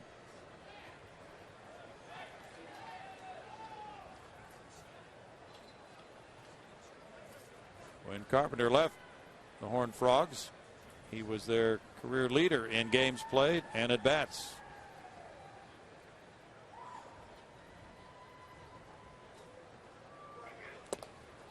Swing and a miss. Strikeout for Fernando Rodriguez, out number 2. Tardy to the party right there on that heater. Showing a pretty good fastball, I think, JD. Oh, yeah, he's got a good hop on that four-seamer. See, Wayne Gretzky's kid got drafted by the Cubs. Did he? Yeah, 7th round. But, I think his plan is to go to San Diego State and play for Tony Gwynn. Ryan Terrio's 19-game hitting streak is on the line. He's 0 for 4. It's not a bad choice playing for Tony. Taps this one foul, third base side. Kid just likes to surround himself with Hall of Famers. Dad, his coach.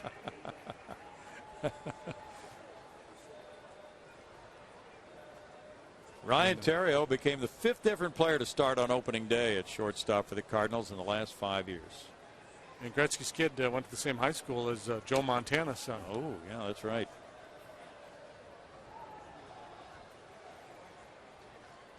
David Eckstein, Cesar Izturis, Khalil Green, and Brendan Ryan before Ryan Theriot as their opening day shortstops.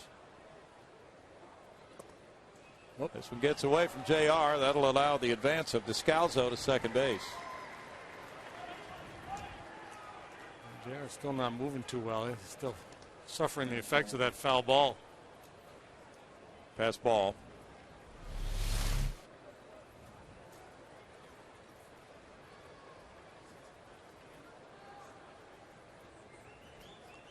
And movement on that fastball just handcuffed him. Each club has 8 hits in this game.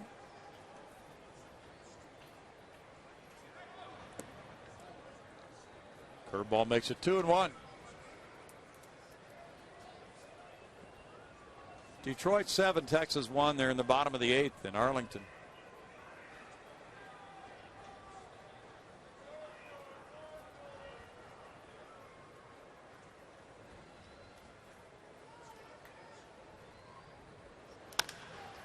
Out toward right field, Hunter Pence over toward right center. That's in for a hit. Theriot extends his hitting streak to 20 games, gets an RBI, makes it 7-3 on a double. 20-game hitting streak for Theriot. That's his 22nd run batted in. A little more breathing room for Salas when he comes out to work the bottom half of the inning. Good swing here on a fastball that was outer third and up a little bit. Theriot showing some pretty good pop. He's mostly a singles hitter. Able to drive that one over Hunter's head into the alley.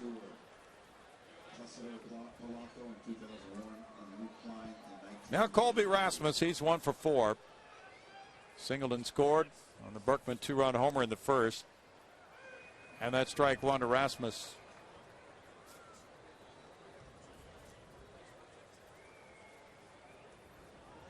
Theriot becomes the 3rd Cardinal shortstop to put together a 20-game hitting streak. Placido Polanco was one of the other two. No balls, 2 strikes.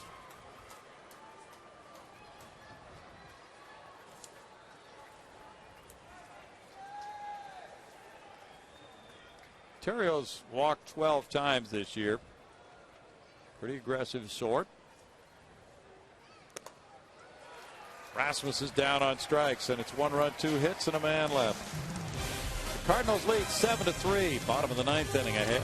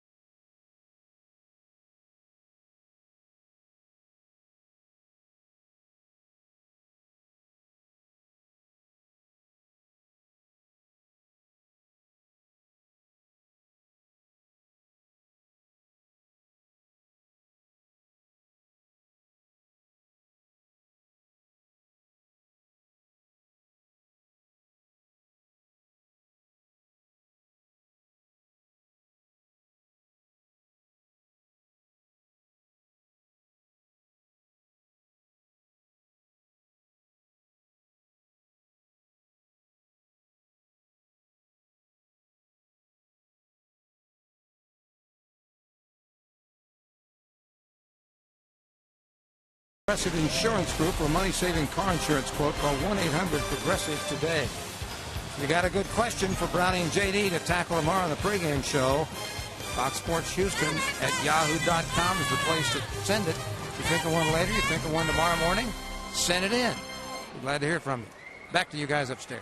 Thank you, Greg. Here's Carlos Lee. It's 7-3 Cardinals. He hit a 2-run homer in the first. He's walked twice as well. Taking ball 1 from Salas. 9 hits for the Redbirds, 8 for the Astros. The Cardinals have the only error. They've left 4. The Astros have stranded 12 tonight. Yeah, left the bases loaded 3 times. They had a rough series in San Diego, hitting with men in scoring position, and tonight has not been much of an improvement, if any at all.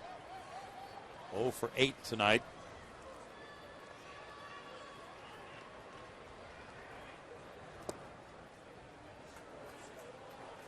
It's 2 balls and a strike. They had that situation in the 6th inning after scoring a run when Downs was hit by a pitch. Bases loaded, 1 out. Couldn't get any more runs home. And then they had bases loaded, nobody out in the 8th inning. They also left the bases loaded in the 3rd. Out toward right center. And that was scooped by Rasmus all the way to the wall. Lee in with a double here in the 9th inning. It's his 13th 2-base hit. That would have worked last inning. Yes, it would have. Just bad timing tonight.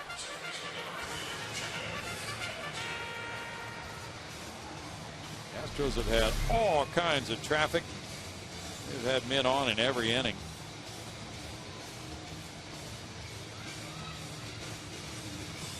$13 doubles for Lee. Nice night for Carlos. Home run double and a couple of walks. Now Keppinger. He has a hit in 4 at-bats, and there's strike 1. Brett Wallace is on deck as the Astros try to come back here in the 9th.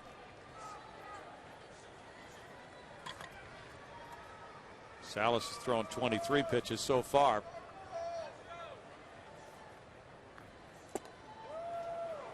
No balls, 2 strikes.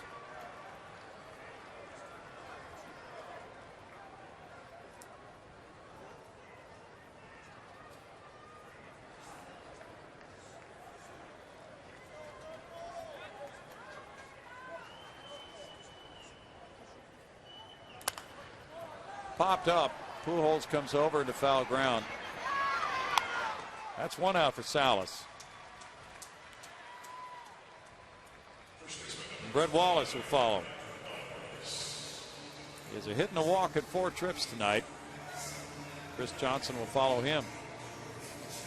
Colorado and San Diego are scoreless. They've played 4.5 in San Diego. Ubaldo Jimenez going for the Rockies tonight. Tim Stauffer is the pitcher for San Diego.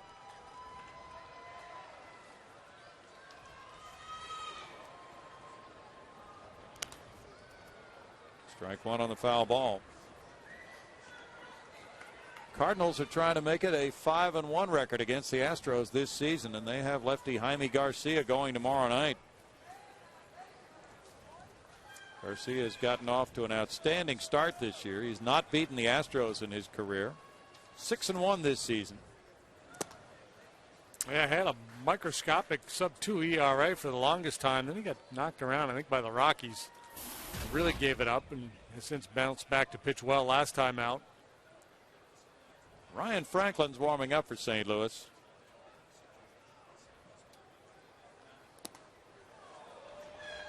Good touch on that pitch by Salas. 1-2. And he really likes that changeup to left-handed hitters. Sells it well and can really locate it down and away.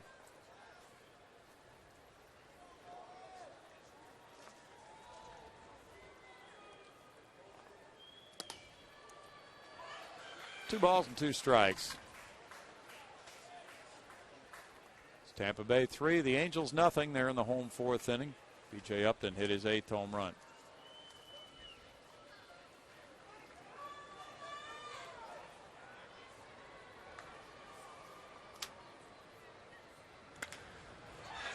Out toward the shortstop and caught by Terrio. 2 outs. He can pitch a little bit. Yeah. He can execute a game plan. So soft and then 4-seam fastball in on the knuckles.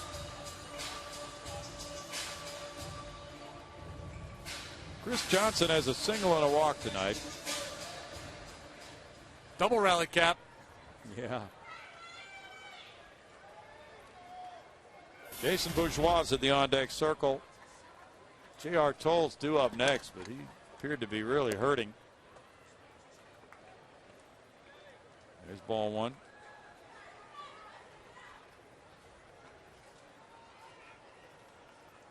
Washington 1, San Francisco 1. They're in the middle of the 3rd at AT&T Park. Foul ball here, and that will be out of play. Quite a war of hit batsmen there with Washington and Arizona over the weekend, drilling guys right and left.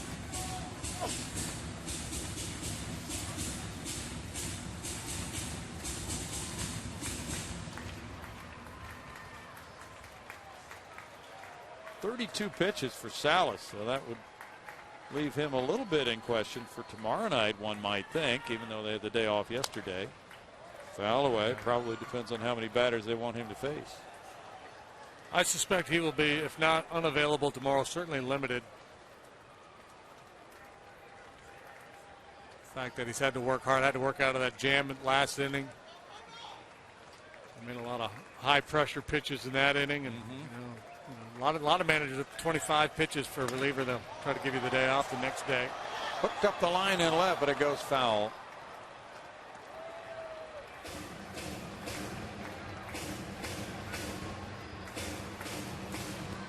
Still 1-2 for Chris Johnson.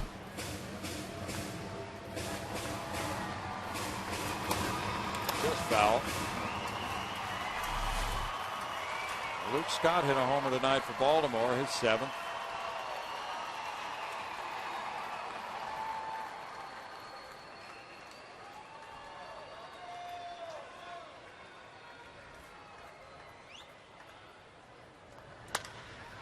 Up the right field line toward the corner, and that will drop fair and bounce out of play for a double. Scoring Lee, and it's 7-4. Johnson gets his 28th run batted in. It's double number 10 for CJ. He's hit a few like that recently into the right field corner. His average has been on the climb, and that's one of the things he's talked about is the willingness to hit the ball the other way. So that elusive base hit with a man in scoring position comes with 2 outs in the ninth. Carlos trots home with run number 4. Jason Bourgeois is pinch hitting for J.R. Tolles. Angel Sanchez on deck with a pitcher spot due up next. Bourgeois takes strike 1. Didn't have to be. Tolles had a double and a walk in 4 trips. Bourgeois is hitting .400, 22 for 55. He's driven in 7 runs as a pinch hitter, 2 for 6 with an RBI. Very good contributor. Stealing bases, playing well defensively. But then he got hurt, strained oblique. Had to miss about 3 weeks and just getting back in the swing of things now. He's wearing a strap around his midsection that he can Velcro just for a little support on that oblique. Foul back. 1 and 2, and that's an injury that's really affected his running just as much as swinging the bat.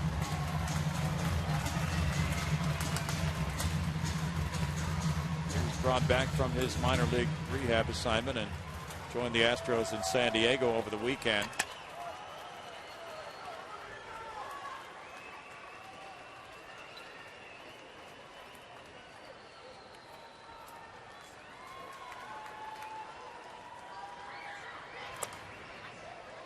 All the way. Jason had a 7-game hitting streak when he got hurt. And he lost it in a pinch hit at bat when he returned.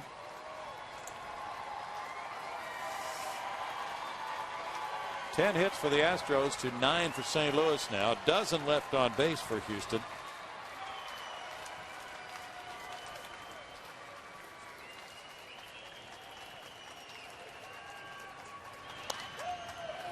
Fouled away again. The high for men left on base for the Astros this year, 18 against Cincinnati May 9th.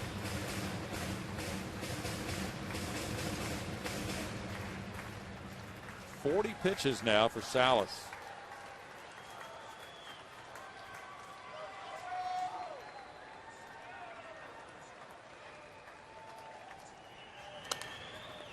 Fouled away again. Philip Humber of Rice got win number 5 tonight for the White Sox. They beat Seattle 5-1. You know, the record for the fewest pitches in a complete game in Major League history is like 59. Back in the 30s, I believe. Good grief.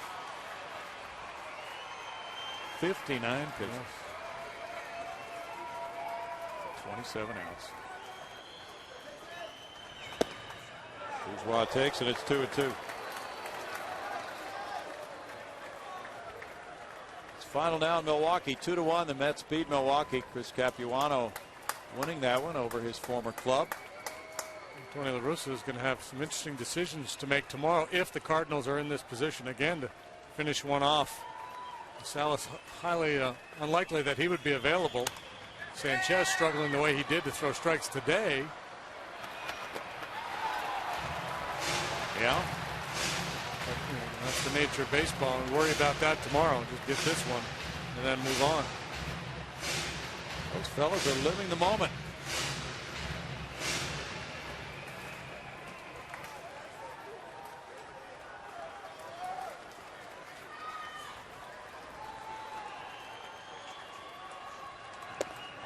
And the strikeout ends it. The Astros get a run on 2 hits and leave a man aboard. Quite a lot of work for Salas tonight. He nails it down. It will be a save for him. And the Cardinals get that big 3-run double from their winning pitcher Westbrook in the 4th inning and hold off the Astros. Final score 7-4 St. Louis.